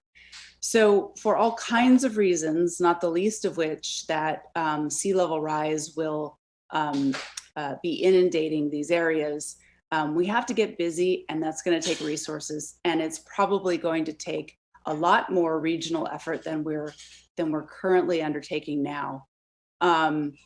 So many of you may know that coming out of the public safety power shutoff events that were incredibly painful in 2019, the PG&E reorganized the electrical infrastructure. The areas in green on this map are now the Humboldt Island. So when there's wildfire risk and PG&E implements a PSPS outage in adjacent transmission areas, Humboldt County, at least in these green areas, are kept powered because of that natural gas power plant in Eureka. This is fantastic. It was a great solution. It buffered us from a bunch of PSPS events in both 2020 and 2021. But again, we still have constraints on this system and a lot of single points of failure that we need to address. Plus, it's powered off of natural gas. That's not great for reliability, and it's not great for the climate. So we need to look and work with our partners to figure out what the solution to all of this is. In addition, some of you may be familiar with this. This always gets my attention, but this is the work from Alderon Laird and others who allowed us to use this slide. This is the 100-year profile of sea level rise in the Humboldt Bay area. The blue is where Humboldt Bay is now, and the yellow outline is where Humboldt Bay will be in 100 years. Of course, there's going to be hardening and there's going to be different ways to deal with this. It's not going to happen without human intervention, but this gives you a sense of what we are dealing with. Of course, we also have the nuclear waste facility that's right across from the mouth of Humboldt Bay. That is from the research that we've been doing with Humboldt State University, the California Energy Commission, and federal partners. It's unclear whether or not we're going to be able to move that nuclear waste out of our region at any time. So having a specific plan for armoring that area is probably pretty important. And it's something that we just need to keep kind of in the mix as we go forward. as Amy was saying, one of the reasons why we think that that it's important to set kind of a bold goal is that we've seen the success of doing that in other areas. So Humboldt County is now known internationally for low carbon and maybe lowest carbon electrical microgrid innovation. So the project that's going on right now at the airport, the projects that I've been involved with the Blue Lake Rancheria Tribe, these came about because we set a bold goal, and in 5 years, we were able to construct 5 different microgrids that power different kinds of critical infrastructure throughout the region. And those microgrids performed. They provided significant resources in emergency events, including the 2019 public safety power shutoff. So we think that the Redwood region is well positioned to be a leader in climate community resilience, that work is going on in many different sectors. It's powerful, but it's also siloed, that governments, including tribal governments, city governments, county, communities, need more resources to do this work. And that if we can do our job well, we can decarbonize and improve resilience at the same time by doing a few things on this list. This is our website right here. As Amy was saying, our job is to go out and try to find additional resources for the kinds of community engagement and technical assistance that fills gaps in what people are already doing. This is not meant to be duplicative or replace anything that is mandated in terms of climate resilience planning. And in fact, it is meant to support those efforts, make sure that that we're working toward a set of projects and principles that we can go out and get resources to fund. So there's a lot of detail to these things that we won't go into tonight. This is the how do we get to being the first proven carbon sequestering rural region by 2030.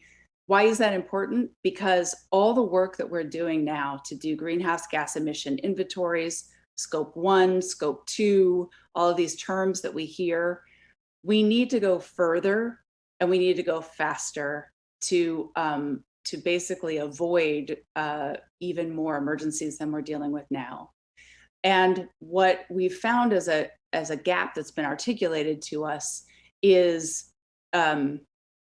that people need more technical assistance around how do you make decisions that achieve those 2 goals at once, that decarbonize and improve resilience at the same time.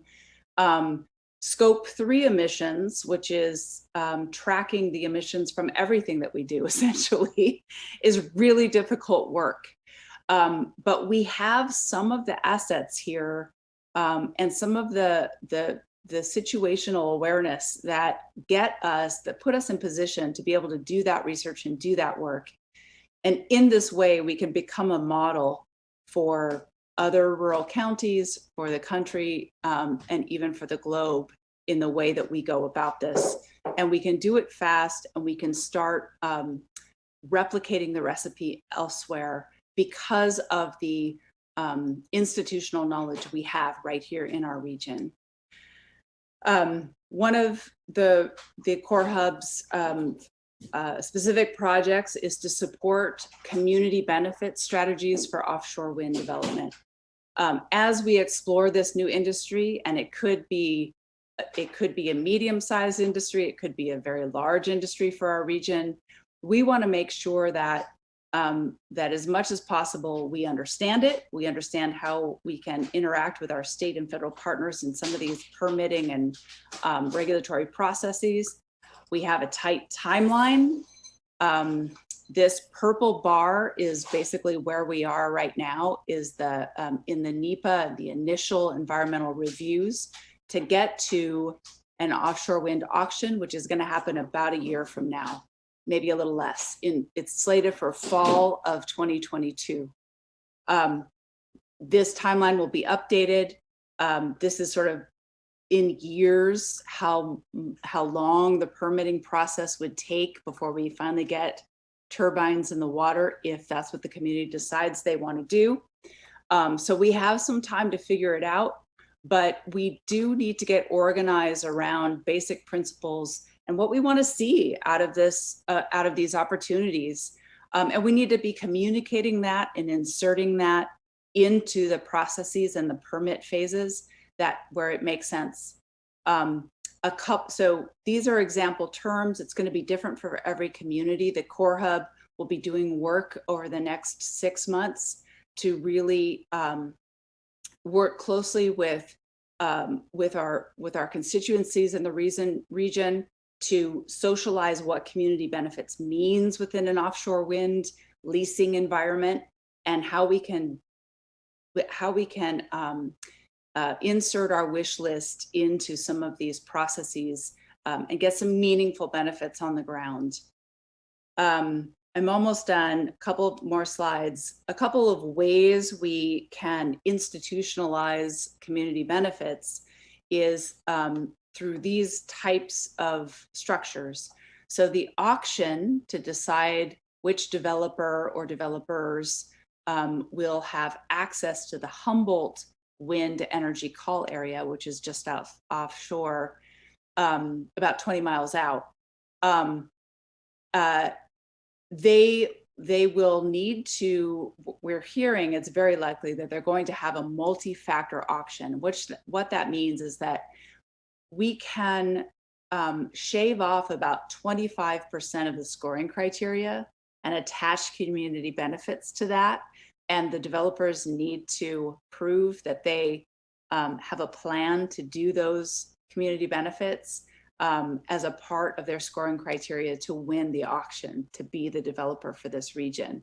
Then there's a second bite at the apple in once the auction is won, the developer has lease stipulations with the Bureau of Ocean Energy Management, or BOEM as we call them. And so we have an opportunity to insert community benefits there.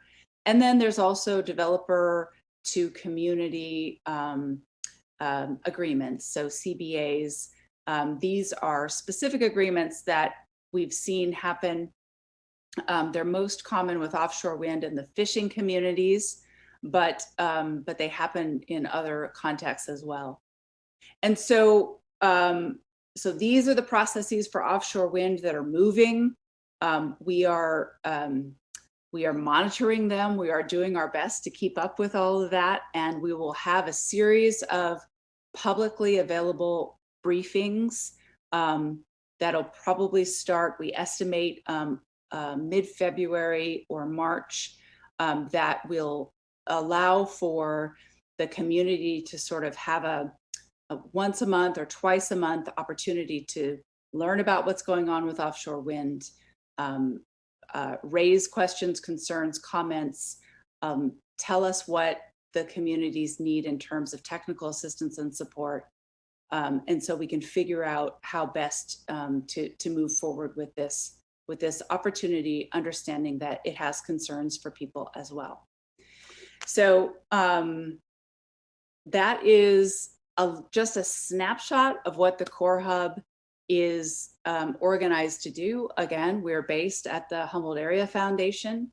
There's more resources on our website, and just a few other resources here if people are interested in kind of just basics. I will point out that the Shots Energy Research Center, the shotscenter.org/wind, has an amazing amount of downscaled regional information on offshore wind, about information about the port, information about the economics, information about the environment, about species, about the technologies. So I can't recommend it highly enough. If you're interested to go read about it, go explore it, that would be my first stop. So I'll stop there. Thank you so much. I know I've taken up a lot of your time, but there's a lot to be done in fairly short order, and we have a lot of money coming our way potentially to do it. And so, it's exciting. And it's great to be sort of refreshed, maybe after the holidays, to be able to continue this work in 2022. Thank you so much, Jana and Amy. We do have a lot of work to do, and it can be a bit scary and overwhelming, I think. And I appreciate your positive energy. I think this is, the third time that I've heard the presentation, and I am equally uplifted every time because it gives me hope. I think you just have such this great energy that seems like we're just going to make it happen. So I look forward to being able to work together as a community to make it happen. And I know Joanne wasn't able to give public comment tonight, so I hope she's watching, because she is one of our most dedicated Arcatans that calls in on behalf of the planet to every meeting. And so I hope that she's watching this portion. So yeah. So if you have any comments or questions, go ahead and just raise your hands or just turn on your mic and yeah, go ahead, Sarah.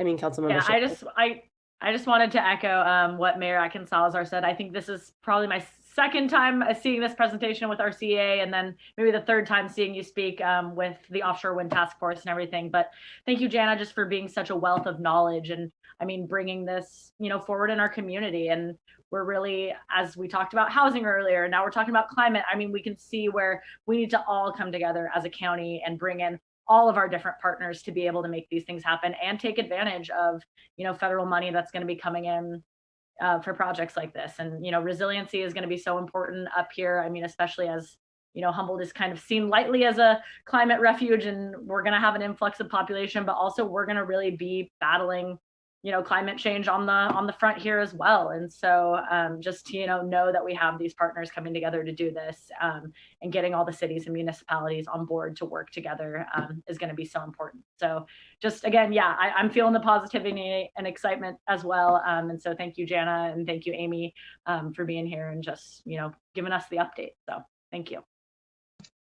I am going to echo that as well. A great presentation. I think it's the second time I've seen it too. I am, again, super proud to work for Redwood Coast Energy Authority, and I'm so excited for offshore wind, and thank you for all you do for Humboldt County. It's a really exciting time for us.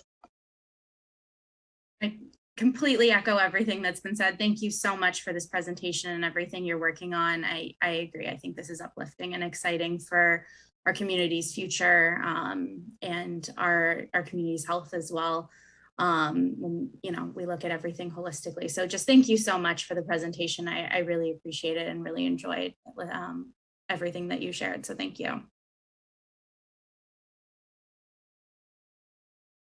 Well, thank you all. I just want to say a couple things. One is that, again, I know I said this before, but I think that this work comes out of, and the reason for the optimism is that we've done, we've pulled together as a region and done marvelous things in the past, in the present, and we will in the near future. And so that's why it feels so doable, is because we have the building blocks and the expertise that sets us up very well to fill in the gaps with things we don't know yet or don't have now. Redwood Coast Energy Authority and the city of Arcata are two examples of that. Redwood Coast Energy Authority went from making energy efficiency a household name to becoming an economic driver for the county in the community choice aggregation. The success stories here are really unparalleled, and they all can be defined as climate smart, which, even if they weren't sort of conceptualized that way, but it comes in my view, it comes out of this deep ethos and care for the region and the community, and we couldn't be happier to help in this work and work with all of you. So thank you. Thank you. Are there any final thoughts from council before we move on to public comment? Okay, are there any members of the public that were wishing to make comment on this item? We have one hand raised. Jean, you've had your hand up for a bit. Are you wanting to talk about this particular item? I apologize. I didn't realize my hand was up. No worries. Thank you so you. much. Is there any other public comment for this item?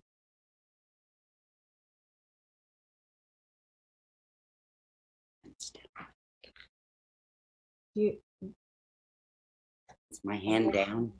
it is now. Okay. I don't think we have any other public comment. Okay. Well, thank you again, Jenna and Amy. We appreciate you guys taking the time to be here. So thank you. Thank you. Absolutely.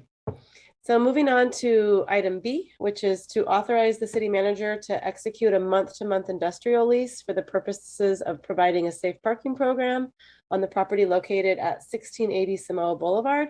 So could we have a staff report on that, please? Yeah, thank you, Mayor and Council. This item has actually been a standing council item as a staff report update. It is a step in the process of creating a safe parking program. The safe parking program was a project that the council chose to put ARPA funds towards to provide individuals and families that have vehicles, currently living in a vehicle, a safe place to park overnight while working towards a transition to more permanent housing. So we have looked at a number of different properties that the city owned, and then we've looked at a few private properties as well. And at this point, would like to recommend to the council that we enter into a lease with a property that's located on Samoa Boulevard. I'm going to go ahead and share my screen just to pull up sort of the city's base map to be able to show this property to you. So this is 255 Samoa Boulevard as it comes into town. There's a property on, sort of this western side of the city that is currently vacant. This property actually was originally constructed as a waste transfer site for the city, or for the actually Humboldt Waste Management Authority as the JPA, and has been used by soil businesses and soil amendment businesses for a period of time, and it is currently vacant. The lease terms that are before you tonight would be to enter into a lease. This is a joint ownership property by Richard and Karen Winkle and Brad and Tandy Floyd. And it's approximately, the building itself is just almost 13,000 square feet. And we would also be leasing approximately an acre of exterior space, including ingress and egress to the site. The lease would allow up to, we anticipate the program has been designed around 30 vehicles. Right now we're in lease terms up to 40 vehicles if we can fit them. We have toured the site. It is the intent right now. We have requests for proposals out for operation of the safe car camping area, but the intent is really to park the vehicles inside the structure. So while the site is completely fenced, which is one of the attractions of this site for the project, in fact, the building would provide additional security and additional safety from the weather for individuals that would be staying on site. So the tenancy would be month to month and a base rent of up to $6,500 a month, and safe parking for up to 40 vehicles, as well as associated site services. We will try to work to get showers out. We will try to work to get mobile medical out to the site as we get things established. So I did want to identify, this is an ARPA funded project. So unlike other affordable housing projects that we have talked about tonight, we do have a lot additional sort of discretion about who is in essence completed outreach to come into this site, and can focus and concentrate on those vehicles that we know have been living in the Arcata area for a lengthy period of time. We have talked to the property owner. As many of you know, there are a few people that have been living right out here outside of the property. So it's not really a term of the lease, but we have agreed to certainly invite those individuals as well to come and be part of the safe parking program. So the action before you tonight would just be to authorize myself, the city manager, to execute that lease once it is finalized and approved by the city attorney. And I'm here to answer any questions. Okay, great. So let's go ahead and see if we have questions regarding this. How about Meredith? Would you like to start? Do you have any questions? Sure. This is just, after talking about it and, dedicating ARPA funds for it and getting staff updates every council meeting, it's really exciting to finally have a location and be able to move forward with this. I know that a lot of folks are concerned about the cars that are now parked at Health Sport. Is that place, is that going to be a place that we're going to look to invite to move into that area? Yeah, the council had given staff that direction, so that's definitely on the top of the list.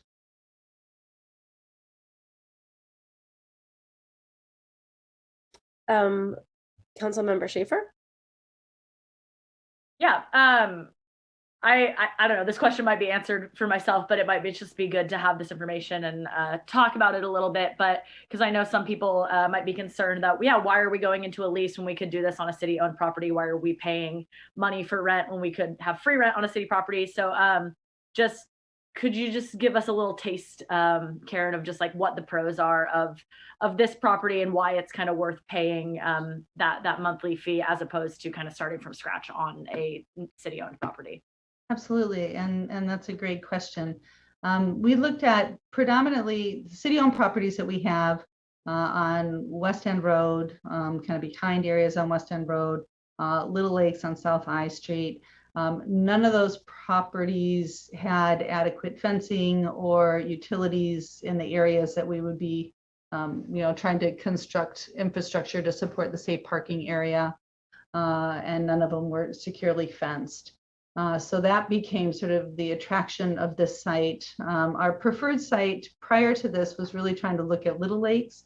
As the council and hopefully the community knows, we've been actively working on finalizing a cleanup plan on a minor amount of hazardous materials that are still on that site.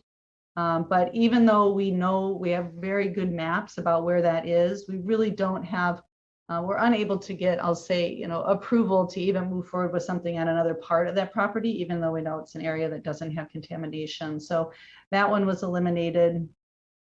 In talking to our partners that are offering programs from, mobile medical or showers, food, having a site that is located within walking distance of current support services at Arcata House Partnership, such as food, provisions for lunch, and meal and kind of bulk food delivery seem to be important to those that are working with individuals that are living in their vehicles right now.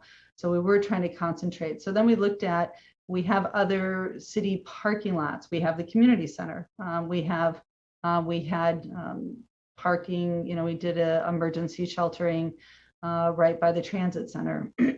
But at this point, we were really looking for a site that would sort of separate the uses, separate the recreational uses at the community park, separate the transit uses, in that city-owned parking lot. So, and again, if we were moving into any of those city-owned spaces, we would be having to do a lot more fencing and utility development on those sites. So that's what became attractive about this site, was really location, the ability to walk to some of the downtown services, and medical services, and at the same time, have some infrastructure ready. We recognize that this is a pilot project. We have funding for a year. We did not anticipate when we created the budget for this project, we did not fully anticipate a lease for this project. But right now we do have the operation services that'll be out with a request for proposals. So at this point, I am still hoping that the project will come in at the $685,000 for a year that the council has approved. When we finalize the operational RFP, which will be coming back to you hopefully at your next meeting, if we have to have any additional discussion about budget, we can certainly have it at that time. Great, thank you. Councilmember Watson, do you have any questions or comments regarding this? No, I don't. Thank you. Vice Mayor Goldstein? I hope you're okay, Stacey. I'll just talk for a minute so you can take a drink of water. No, I don't really have much to add. I just wanted to say, thank you to staff for all of the hard work on this. I'm really excited about this project. I feel like before it was even a project. It was a concept that was talked about for a long time in Arcata. So to see that, come out and have something concrete to show for it is really, really exciting. And I'm glad that Councilmember Matthews, you brought up the health sport parking lot, which I think we did, or as City Manager Demer mentioned, we did give direction on previously. So I think it will be really great for those living in their cars and also those that have had concerns about others living in their cars. Hopefully it will create some sense of relief for everybody in Arcata, and will give a safe place for folks who are sleeping in their cars. They'll know I'm not going to be kicked out of this spot. I'm allowed to be here. I can lock my car door and go to sleep tonight without any fear of disturbance or harassment or anything like that, which everybody deserves. And so I'm really thrilled to see this this project have such a concrete thing before us. So I think you've stopped coughing, so I'll turn it back to you, Mayor. All right, thank you. I appreciate that it's a month-to-month situation, because although I think we all hope and expect for it to be very successful, I think that might help our community feel a little bit more assured to just know that we have the option, if it's not working, to not do it. I don't anticipate that being the problem, but we have that option. And I guess I was wondering, I know people will have concerns. They're going to want to know, the details and how it's going to be run. So do you have any idea of when we would be able to come back and present some of those details so that we could have public engagement on that? Yeah, we do expect to bring an award a bid, in essence, for an operator for this project at your next meeting. The RFP closes on the 13th, but people can feel free to jump on or just reach out to me, City Manager here in Arcata, if you want to get a copy of that request for proposals to see what we're putting in. But the intent is for 24-hour staffing and support for the individuals that are staying there. Okay, are there any other questions before we open it up for public comment?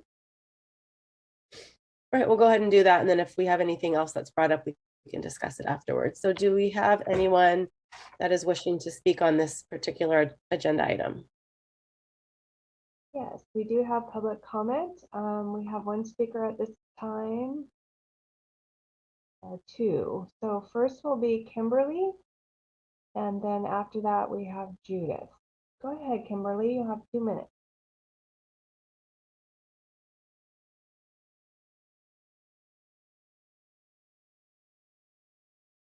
I'm sorry, Kimberly, try again. Yeah, I'm sorry. I want to thank City Council for this. This has been a long time coming and greatly needed.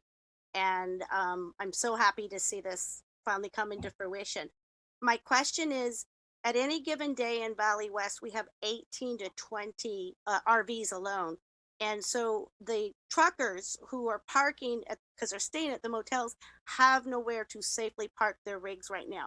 And with 2 schools in the near vicinity, it isn't feeling very safe. We have some blind curves now because these big rigs are having to park closer to Laurel Tree or on the corner, because these RVs are kind of intermittently in between, not allowing space. And of course, they too, I'm sure, would love to be included in this wonderful wraparound services that are going to be accommodating. Are we including those in the number? And can you remind me again, how many vehicles or RVs will this particular property accommodate? The request for proposals is anticipating 30 vehicles. And what we've talked about, we'll see how the proposals come in, but what we anticipate doing is probably bringing 10 in the first week, and then an additional 10, and then an additional 10 to kind of build the program. And yeah, so we're certainly starting to take note of the vehicles that have been in Arcata a while, and hope to be able to extend, invitations to as many who have been staying in the Valley East, Valley West area, as well as the Health Sport area. There are 2 or 3 other neighborhoods that we've got lists as well. Could you tell me how this will be prioritized? We won't be able to finalize that until we receive the proposals from operators. So particular neighborhoods will all have an equal opportunity, is what I'm hearing, correct?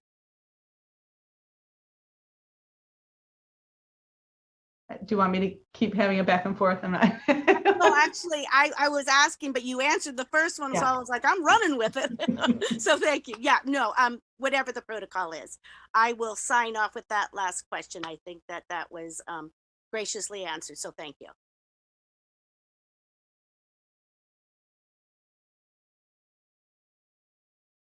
Okay, so next I think we have Judith.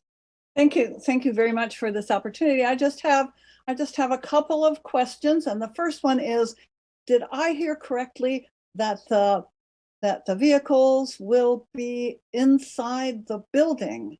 Was that something I heard correctly? That was correct. True. Okay. Yeah. And the other thing is that there are currently people in the area who are homeless and who are living in that area. Are they living in their vehicles? I don't have an answer for that question. Well, my question was, will other people be allowed on the property who are not living in vehicles? Will there be any expansion for people who are tent camping or whatever? My understanding is not at this time. That is another thing that we definitely need. As we talked about before, we really need to cover like all the bases, but at this time it's for the moving of vehicles into that area. And the area surrounding it is all paved? Is that what I saw in the picture? To my knowledge, it is. Paved and some gravel. Oh, okay. So it's not just dirt. No. Yeah. Okay. Thank you very much. You're welcome. Okay. Checking for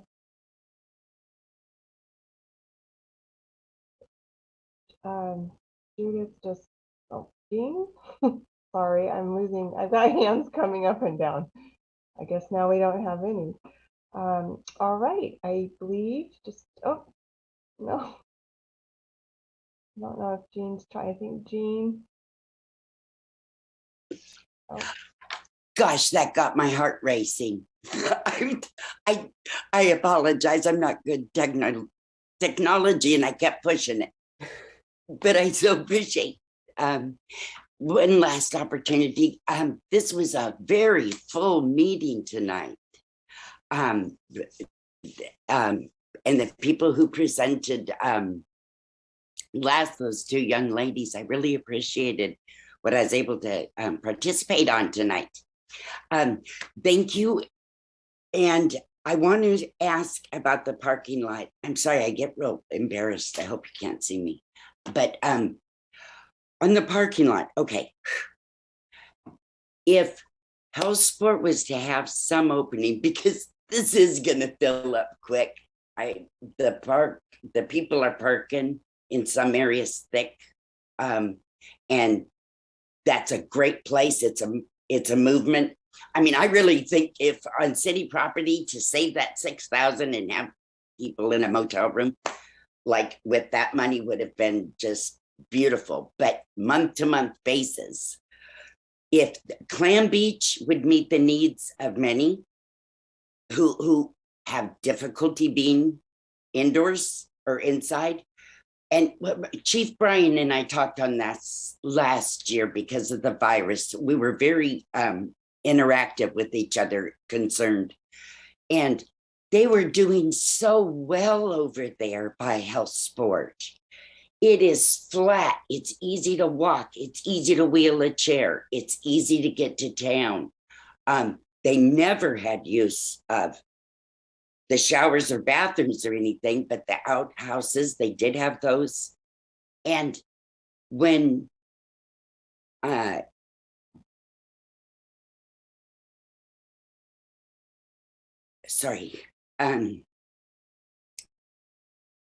so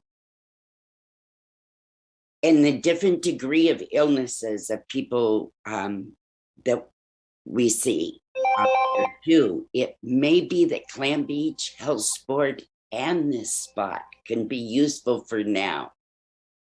for these people in tents and cars. Not one is more important than the other. And in a car, you have some protection. These women are out there without cars. They need just. Jean, I'm so sorry to interrupt you because we definitely appreciate your comments, but that is your 2 minutes. But I appreciate you. Thank you. I'm sorry, I freeze. It's okay. Thank you, Jean. Thank you. I think we have another speaker, Patricia. Yeah, I just had a couple just really quick questions. I was hoping that maybe I know there's probably going to be restrooms provided, but are there going to be showers? I heard something about mobile showers. Hopefully that's the case.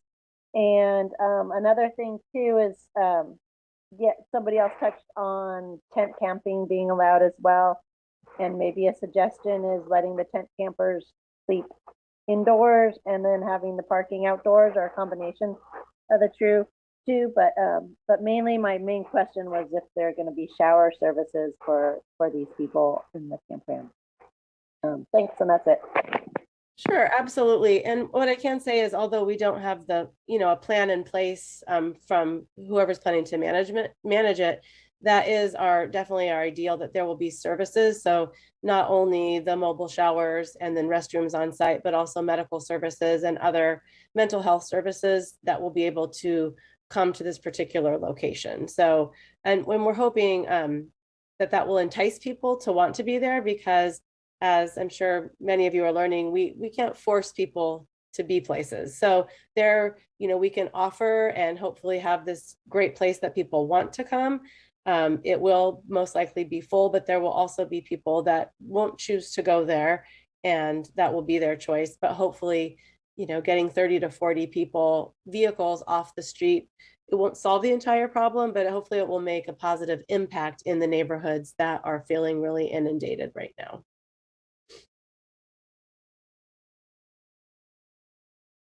Do we have any other public comment? Checking one last time for any public comment for this particular item. Seeing none. Okay, so I'll toss it back to council for either more questions, comments, or a motion. I would like to make a motion to authorize the city manager to execute a month-to-month industrial lease for the purposes of providing a safe parking program on the property located at 1680 Samoa Boulevard. I'll second. Okay, so we have a motion by Councilmember Matthews, and was that a second by Vice Mayor Goldstein? Okay, thank you. So we'll go ahead and do a vote. So Councilmember Matthews? You were muted, but I read your lips as I. Okay. Okay, Vice Mayor Goldstein? Aye. And Councilmember Watson? Aye. And Councilmember Schaefer? Aye. And I vote aye as well, so the motion passes unanimously.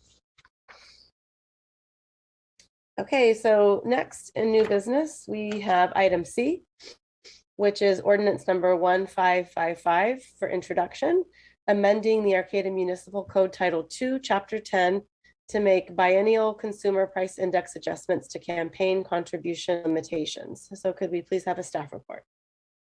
Sure, thank you. This comes to the council every 2 years, and the year in which there is a city council election.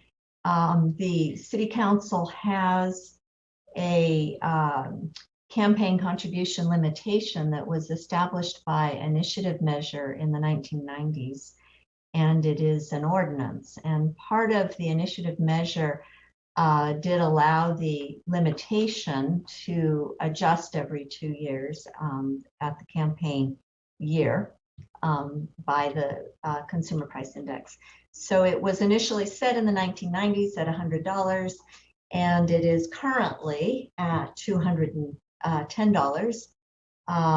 Working with the finance director, the next increase would be another $10 to $220, and I'll stop there. There's quite a bit more in the staff report about the law of campaign contribution limitation, but you can ask questions if you want otherwise. That's it for me. Okay, we'll just let this flow. If you have questions for Nancy, let's go ahead and unmute. I think it's pretty straightforward. We're just following California state law, so not really much to discuss, I don't think, but so if there aren't any comments from the council, let's go ahead and see if there's any members of the public that would like to weigh in on this. For public comment on this item? Seeing none. Okay, so we can either have more or have a discussion, or someone can motion for a vote.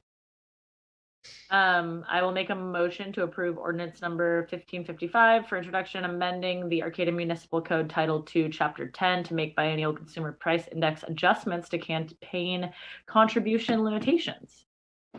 Waive reading of the text and consent to read by title only as part of your motion. Waive reading of the text and consent to read by title only. Yes, I read the bolded part, not the recommendation. I second that. Okay, so we have a motion by Councilmember Schaefer and a second by Councilmember Matthews. So we'll take a roll call vote. Councilmember Schaefer? Aye. And Councilmember Matthews? Aye. Councilmember Goldstein? Aye. And Councilmember Watson? Aye. And I vote aye as well. So the motion passes unanimously. All right, so next we have this is our final chance for oral communications. This is for a time for people to address the council on matters that are not on the agenda. So if you are on the Zoom webinar, go ahead and raise your hand. And this time you've got 3 minutes for your discussion. Okay, checking for any public comment on items not on tonight's agenda. Seeing none. Oh, I'm sorry, we have one. Jean, go ahead, please. Gotcha. Thank you. It's Jean again. And I wanted to make a comment to Mr. Watson, and in regard to something you said about the money going to homeless people who don't live here in Arcata, all this money. Where are your feet now? Where do you live? In Arcata, where your feet are now. That's where I live, where my feet are now. And that's where we're all living our lives, is where our feet are. And so all these people are living in Arcata. And it is staying in the context of all humanity, whether people come or go, whether you move or not. And people move through here, and they have been for years, and we've tried to give kind hands to those people. And thank you for letting me say that. I would just like to ask the city council if there are immediate funds available for helping the people right now that I can get things to them, but I can't afford to purchase good things like the rain ponchos that you see in the hunting stores. They're big, they cover the front, they would cover a backpack. And I don't know if you can help me there, but I really do want to help the people, and I'm not afraid of them. And some of them I trust enough to give her 3 ponchos, and she'll give them out that night. Till we get rooms available.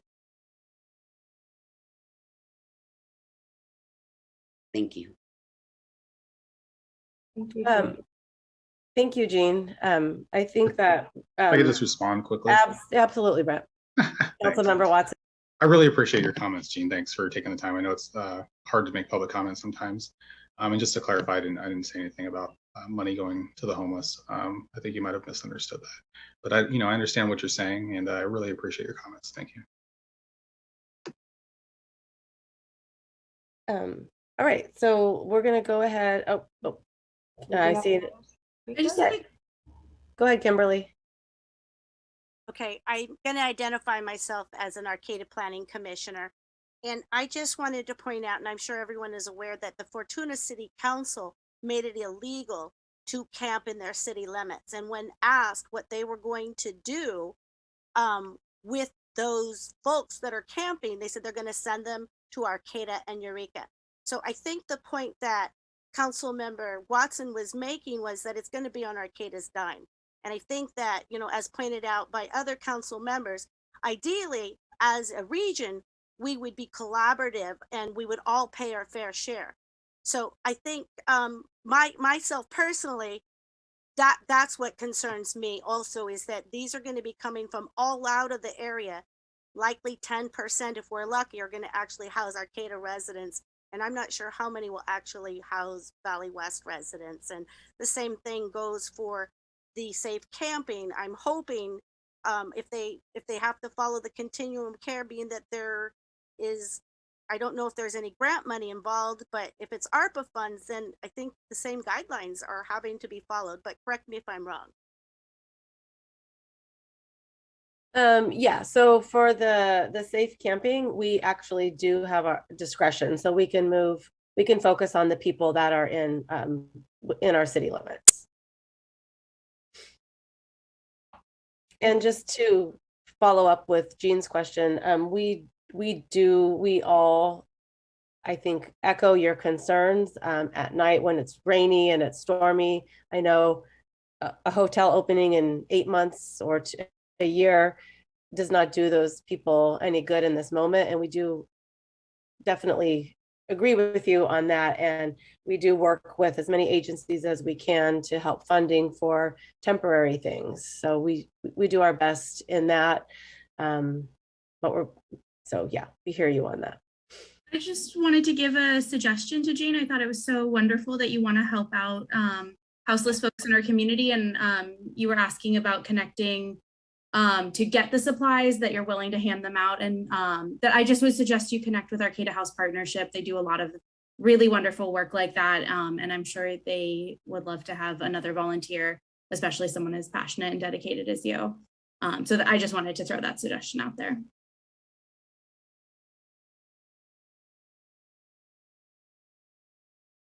Hey, do we have any other final public comment? Okay, yes, Jim. Hey, once again, thank you to Commissioner Watson for bringing up these additional points that the Planning Commission was pointed out last night. I thought it was important to continue that conversation. In addition, since we are on things outside of the agenda, I just wanted to bring up something related to the Gateway project in terms of just reminding about the status of the improvements on our sewage treatment plant. And right now, I'm pretty sure it's just in the process of being upgraded to accommodate our present needs. And just hoping to looking forward to what's going to be the status of that as far as how it'll actually address the future needs related to the Gateway project. And I do know right now there's going to be issues with retreat, and there's also issues as far as just how things are going to be accommodated. And I'll leave it at that for tonight, because I know we'll be discussing this further at the next Planning Commission meeting. And thank you for everything. Great, thank you, Jim. Do we have anyone else? Looking for any last public comment? Seeing none.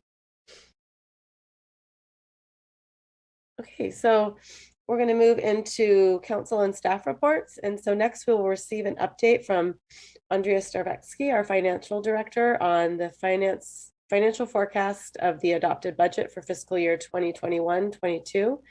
And I think it's kind of mean that we made her wait till the end to give us all the numbers. We probably should have the numbers at the beginning of the meeting while we're fresh. All right, thank you, Andrea. Thank you. Thank you. Good evening, Mayor and Council. Tonight, I'm going to provide an update for our city financial activity through December 31st of 2021. I will share my screen for a PowerPoint presentation.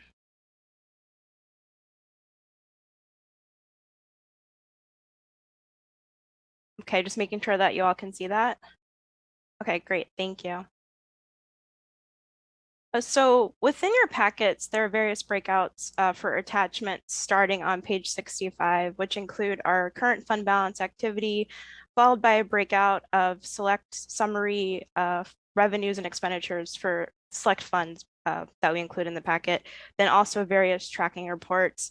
And before getting into some of the details of the different revenue areas that I'll be highlighting, the reason that I am walking through these, the handful of revenue sources and where we're at year to date, is that they comprise a large portion of our city's budget, and they also can be used as indicators of the economic impacts of COVID-19. So for instance, our sales tax revenue is about 16% of our general fund revenues. The same goes for our transactions and use tax. And for our TOT, or Transient Occupancy Tax, that is about 9% of our total general fund revenues. For our enterprise funds, we highlight water and wastewater, as those are mainly consumer-derived revenues. For our water service revenues, that's about 99% of that particular fund's revenue source. And for our wastewater revenues, that's about 92% of that fund's revenue source. And going back to that general fund component, for those three sources highlighted, that is about 41% in total of our general fund revenues for our city. So starting off, several significant concerns and reassurances related to fiscal year 2022. And some of these were the similar concerns that we had back at our Q1 review for fiscal year 2022. So related to water and wastewater, tracking consumption levels compared to the same time in fiscal year 2021, and to pre-pandemic levels, the water and wastewater consumption levels still have not returned back to that baseline to pre-pandemic. And why do we care about this? Well, our water and wastewater revenues are consumer-based. So if there's a decline in consumption, there's a potential for decline in revenues for our city. As far as another concern with our supply chain disruption and the impact of that, looking at issues with being able to move goods from their point of origin to their end location, there have been some delays. And if those supplies are difficult to procure or not available for citizens to purchase, this can impact both our sales tax and our transactions use tax revenues. We're also still seeing that consumers are experiencing increased prices of goods due to inflation and increased demand. And then currently, CPI, or Consumer Price Index, year over year is about 4.4%. We'll continue to monitor these as they could impact our revenues and our expenditures for the city of Arcata. And on the expenditure side, year to date, I have not seen any large change orders for our capital projects or have seen any indication that our goods or services are difficult to procure related to our third-party relationships or our vendor contracts so far. But we'll come back at mid-year and update the council if there are any negative impacts that need to be adjusted for at mid-year. And as far as some of those reassurances for the supply chain disruption, we are continuing to see sales tax and transaction use tax come in at or above projections for this budget year. And the same with our TOT hotel tax is just another positive item that we're seeing as part of our general fund revenues and tracking against our projected budget. So within the packet, we've consistently included a tracking sheet for both our sales tax and our transaction use tax revenues. And this is highlighting where our actual revenues are year to date compared to what the city forecasted, and then also comparing to what our third-party consultant HCL projected at the beginning of this fiscal year. Right now for our sales tax revenues, we're currently exceeding our projected budget by about 12% or $110,000. And within your council packet, but I don't have displayed here, we also included fiscal year 2018-19 as a baseline for pre-pandemic levels for this revenue source. And when looking back at that, we are also exceeding our 2019 sales tax revenues by about a 16% increase overall. I'm going to move on to our transactions use tax revenues as well, and then discuss some of the drivers between sales tax and transaction use tax for the increases that we're seeing. Once again, a chart for actual revenues year to date versus city projected, and then looking back to pre-pandemic levels. So year to date, we are tracking at about $121,000 greater than what was initially projected for transactions use tax revenues, or about 14%. And when comparing back to our pre-pandemic levels, this is also tracking higher at about 21% overall. There are various drivers causing both the sales tax and the transaction use tax revenues to increase compared to budget, or compared to the same time last year, rather. Two of the industry categories that we evaluate with our sales tax consultants are consistent across both sales tax and transactions use tax, and those happen to be our restaurants and hotels category. For Arcata, that is mostly our restaurants, and comparing year over year, we're seeing an increase in that revenue source by about 32% when it comes to sales tax.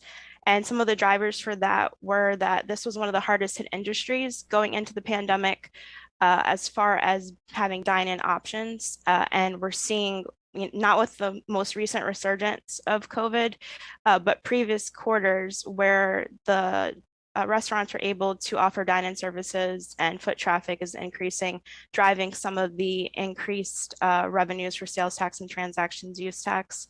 And then the other industry category is fuel and service. Once again, we're seeing an increase in both the sales tax and the transactions use tax side of about 46% when comparing year over year. And part of this too was this was one of the harder hit areas with decreased consumption. This tax is mostly comprised of gasoline sales. So if you can imagine, during the pandemic, consumption was decreased as travel decreased at the onset, and travel related to work or commuting as well also decreased. And those are just two of the main areas. We'll continue to look at these two revenue sources for potential increases, with the potential of upward revisions for budget at mid-year. And just to continue evaluating, I would expect, based off of what we're seeing from our consultants, that we will upward revise and we'll continue to evaluate. There is a correlation as well. If we're seeing consumer prices increase, that we would expect sales tax and transactions use tax to also increase. Maybe not by the percentages that we're seeing here, but it's something to factor in for future projections for these two areas. And our last general fund revenue impacted area is our transient occupancy tax. So once again, we can include a chart within the council packet comparing where we're at year to date compared to the same time period in prior year. And that packet also within their packet includes 2019 pre-pandemic levels. So this was the one revenue area that I see that's increasing greater than what was expected per budget, at about $281,000 year to date. And if comparing that to the same period prior year, that's about a 59% increase of where we were at the same time last year at December of 2020. When comparing that back to pre-pandemic levels in 2019, there's a similar increase, a little bit lower, about 50% in TOT. So when looking through drivers to understand why this is taking place, we did look at the large hotel or motel operator data for Arcata as far as occupancy goes. So we have data through September 30th for stays. And compared to 2020, we only saw about a 4% increase in total occupancy. So that is part driver, purely speculative on my part, is that I believe the costs are increasing for our operators as well for what they're charging for an average night stay, which helps explain some of the revenue increase for TOT. But that is some of the data I'm looking at when trying to evaluate why are we seeing such a huge increase in TOT for this time period. We also looked at where occupancy levels were for just Q1. And right now that's at about 83% on average, which means 83% of available beds are let out or occupied at any given time for the 9/30/2021 data. So that kind of wraps up where we're at with our general fund revenues and some of the areas that are tracking greater than what we had initially projected out budget-wise. My next slide is a breakdown of our water and wastewater revenues. So this is a chart also included in the packet comparing our water service revenues year to date compared to the same time period last year. And as far as where we're at, once again, we are seeing consumption decreases across our customer classifications for commercial and residential compared to the same time period in fiscal year 2021. But what I did want to point out when comparing the different data sets is that we are in year 2 of our previously adopted 5-year rate increases. So 1.5% for water is included in our revenues and revenue projections, and then a 10% increase on basically our service fee revenue for wastewater was enacted to fund our operational costs and capital projects. Our water went into place on our first year, July 1st of 2020, and then wastewater went into effect on January 1st of 2021. So when comparing the two different data sets, it won't be until my next reporting out to council that we'll see kind of an apples to apples comparison where we're actually seeing two different periods where we're comparing that had those rate increases included for both the water and the wastewater service revenues. So looking at the water service revenues, you'll see there's a decrease of about 84,000 year to date.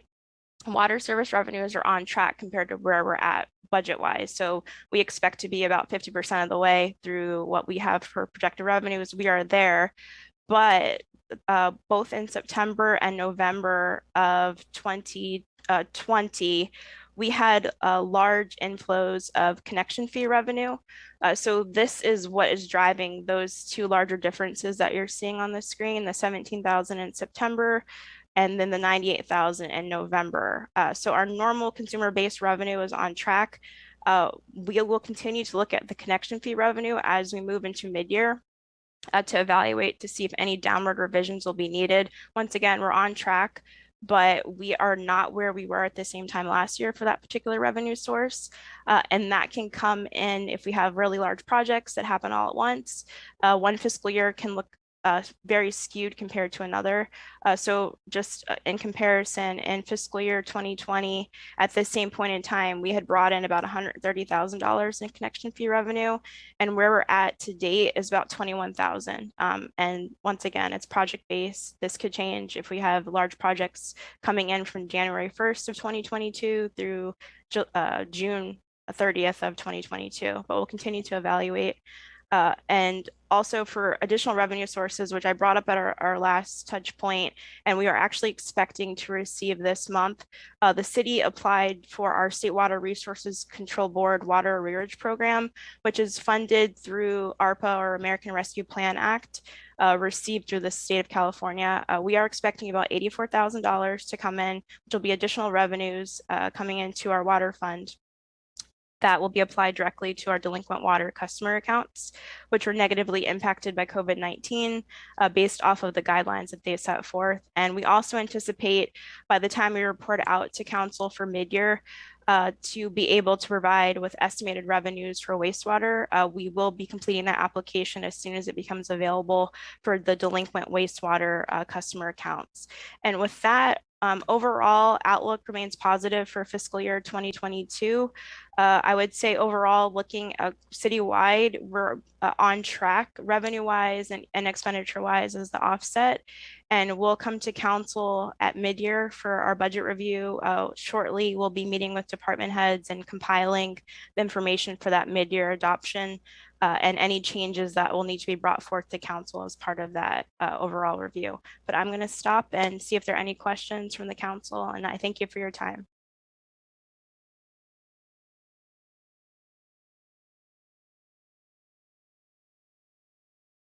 Okay, I'm sorry, I'm talking and no one's hearing me. Maybe that's a good thing. I was just saying thank you, Andrea. And if anyone has any questions for Andrea, why don't you just go ahead and unmute and ask her. I don't have any questions. I just wanted to say thanks so much to Andrea. I feel like you really bring a level of fiscal responsibility and transparency to our bookkeeping that wasn't there before you came here. And I just really appreciate your competence and you do so much to make our budget clear and on track. And I'm just really grateful for that. It helps me sleep at night. Thank you. Thank you.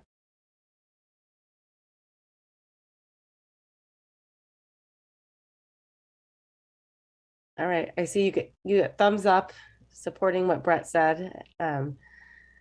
Thank you for that. And thank you for waiting many hours to present it to us.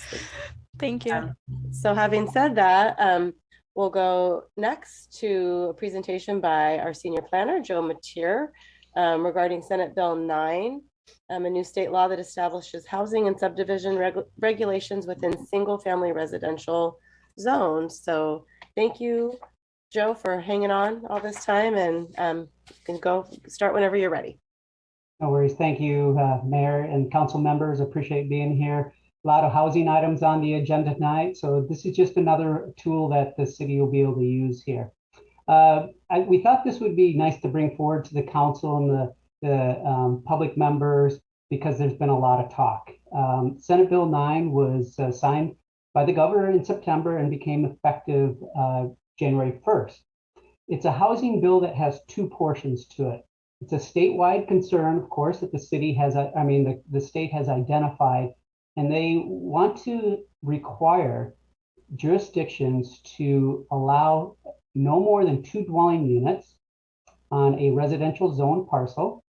And also there's another provision about a subdivision, a parcel map subdivision, where you can create up to 2 separate parcels. And these are intended to, again, increase the housing opportunities for our communities. Arcata already does a lot of things to promote housing. And so, it's going to be interesting to see really how much the citizens are going to utilize these provisions, because there may be some benefits that are there. It's certainly going to require a little bit more tracking of city staff and reporting to the state on these items. The housing law, part of Senate Bill 9, it is separate than the existing state law on accessory dwelling units and junior accessory dwelling units. So our community members might want to look at those provisions of the ADU and the junior ADU laws as opportunities to increase housing and maybe some rent on their property and stuff like that. But certainly our staff is going to work with our community on either implementing those state laws, the tools we have in our existing land use code, and of course the Senate Bill 9. These are mandated approvals that are considered ministerial. I know your council had some discussions on discretionary review and ministerial. This is ministerial review. There's no public hearing that's afforded to these development projects through the Senate Bill 9. Because it's ministerial, there's no environmental review on these projects. They are not required to do environmental review according to the California Environmental Quality Act. The projects located in the coastal zone may require a coastal development permit, but there is no public hearing associated with that. As I mentioned, there's some reporting requirements through the annual housing report that we do, and then some also tracking, and I'll get into a little bit of that. The law is, it's not a carte blanche on any zone parcel in Arcata. It's limited to single family residential zone parcels. And it also establishes baseline criteria. So some of those baseline criteria for both the housing development projects of 2 units or no more than 2 units, and the lot split cannot be located on prime agricultural land, hazardous areas that might be a flood zone, earthquake, environmentally sensitive habitat areas, creek zones, riparian areas, wetlands, and it also includes historic resources as well. So any of the parcels that have the designated landmark historic designation would not be available for that. Of course, we want to use what is available in our existing code and supplement any of the state code to promote housing in our community. So we'll work with any property owner on finding a path forward to getting what they need to meet their needs. What's nice about this code, this state law, is that it doesn't allow demolition of any rent controlled parcels, housing for affordability. And even there's one provision of the state law that talks about when tenants have lived in the property for 3 years, we don't want to relocate or dislocate those people on that. The city can use objective standards in our review of these housing developments projects. And these objective standards are similar to our zoning code development standards. It could be a building height of 35 feet, a floor area ratio of 50% of the lot area. And these objective standards have to be easily identifiable, verifiable, and then there's no personal judgment in reviewing it. Similar to a building permit. If you have 2x4 construction, that's what the code says. You submit your plans and you have that 2x4 construction, you're good to go. So some of our development standards already have, built into our land use code, already have these objective standards there in place. When, like a standard such as in a design review where it says that it's harmonious and compatible with the existing neighborhood or the existing building, that is not an objective standard. There's too much discretion in that, so that would not be permitted under review of those types of projects. And the objective standards can limit some types of development, but the state law builds in a kind of a safety valve that indicates that if the objective standards do not make it feasible to develop the 2 dwelling units on your property, then the city has to have opportunity to kind of make provisions to allow up to 2 800 square foot dwelling units each. So that's something that's kind of new, where we're going to have to do a little record keeping.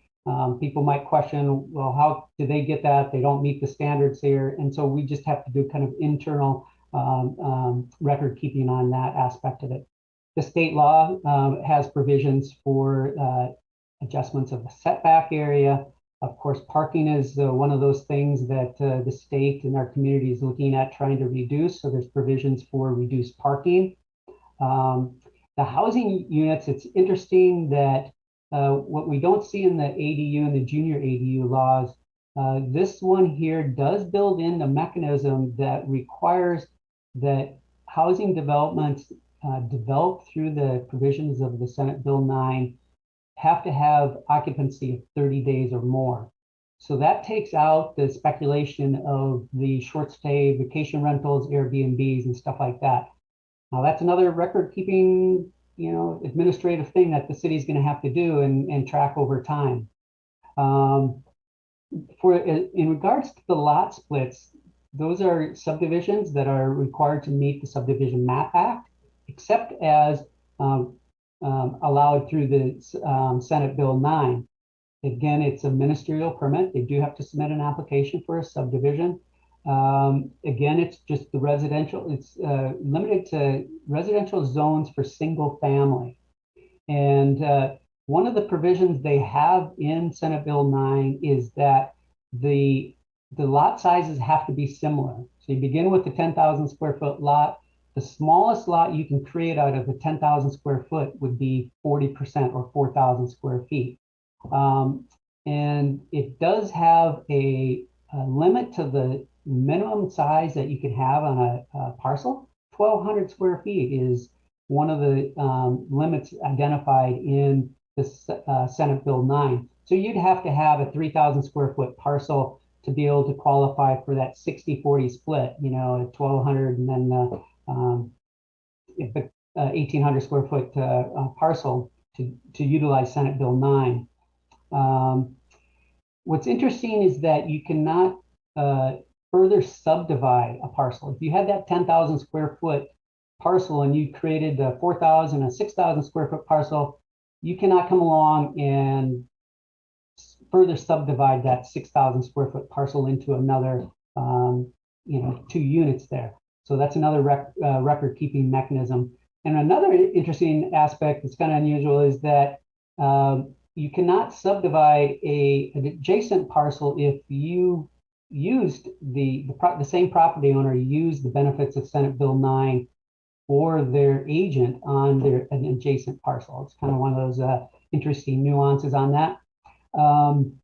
But again, I mentioned the Subdivision Map Act is required for that.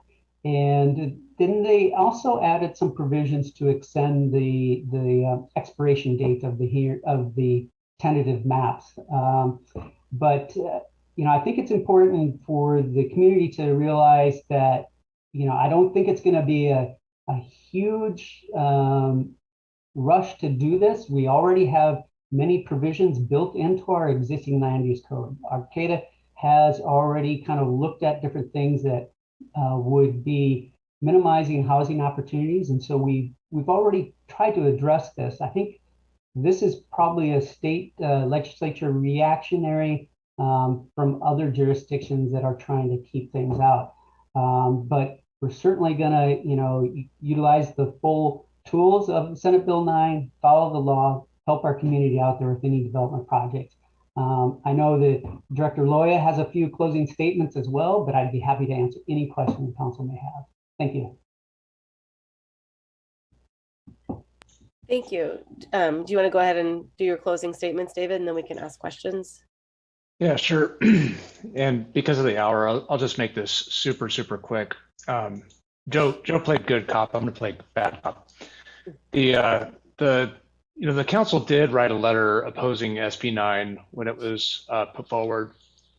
This is a small lot subdivision. It's a mixed bag. There's some good stuff in it. There's some potential cautionary tale. So I just want to paint a dystopian future for you real quick and put a plug in for local zoning. So SB 9 small lot subdivision, as Joe had mentioned, was a reaction to the statewide projections for expected production falling way short of the need for these 1.8 million housing units by 2025.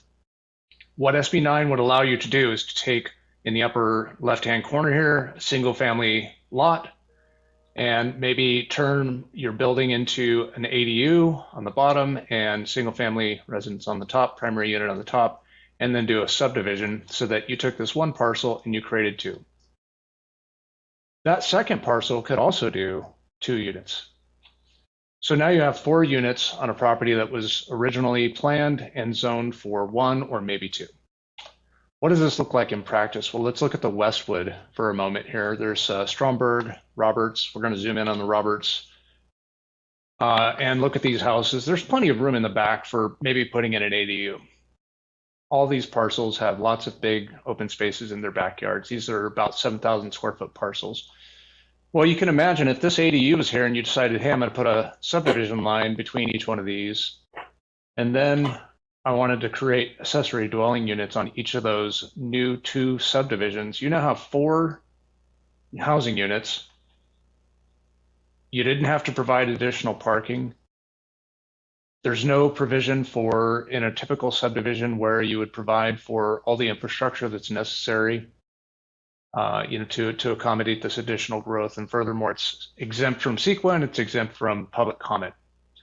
So the reason why I point this out, the reason why I'm painting this dystopian future is because, our community does need housing. Housing is a huge push right now. We've heard it on both projects that we heard tonight, housing of all income levels. And, when the city adopted its housing element, it identified these core areas, these opportunity zones in the Valley West, in the St. Louis area, downtown, and what we're working on right now is the Creamery District and Gateway area.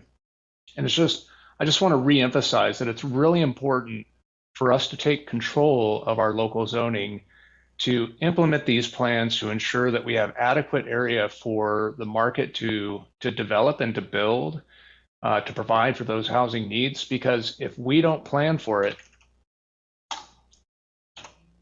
we're going to end up with unplanned growth. So that's my dystopian future bad cop presentation piece to this. And so then if you have any questions about the technical detail, Joe would be happy to answer those.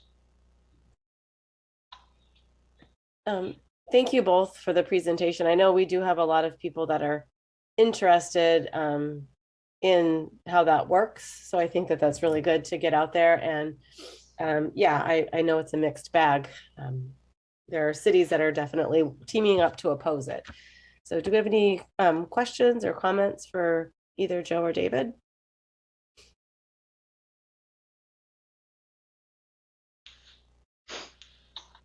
I mean, it is what it is, right? So, I mean, you're updating us, we're hearing you, so. Yeah, and we'll be bringing forward an ordinance to implement this so that we have those objective standards that Joe had referenced. We'll be developing that early in this year. It is in effect right now, and so if someone comes forward with the project, we would rely on, as Joe had mentioned, the standards that we have in our land use code, and whatever provisions there are in state law to get them through the process. But I think it's important for us to identify how these projects would develop in our community.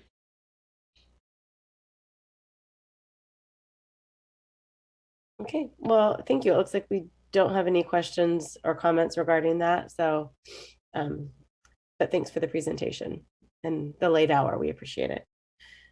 Okay, so that brings us to other council and staff reports. I'm expecting these will probably be light as it's been the holidays, and I think most of our assignments were probably postponed over the holidays. But if anyone has anything to report, please jump in. Quickly, there is an Arcata Chamber of Commerce mixer tomorrow night at Redwood Racks. It is in person, masked, big open area, open windows and whatnot. And the awards dinner is on February 19th, and Senator McGuire will be there. And yeah, thanks. Thank you, Councilmember Matthews. Anyone else? Yeah, I just want to reiterate my request for an agenda item about public comment, public process that we do for all the projects in the city. And I'd also would like to request another agenda item to consider directing the Economic Development Committee to develop, or at least start working on an economic development strategic plan. Some of the responses I've received from staff, it doesn't seem like we actually have a strategic plan for the city. We have a lot of good things that we're working on, but it doesn't, I don't think we actually have a strategy. So I think that would be something that would be useful and beneficial to the community. Okay. Those are both great ideas, Councilmember Watson. Thank you so much for that. Yeah, and I especially with your first one, I think it's just would be great for us to just review what our outreach processes are and just kind of go through that as a team. We have been getting a lot of feedback, and so I feel like the community would just appreciate that we take the time to do that. So yeah. Is there anything else? Okay, with that, we will be adjourned. So thank you all very much. Thanks, everybody. Good night.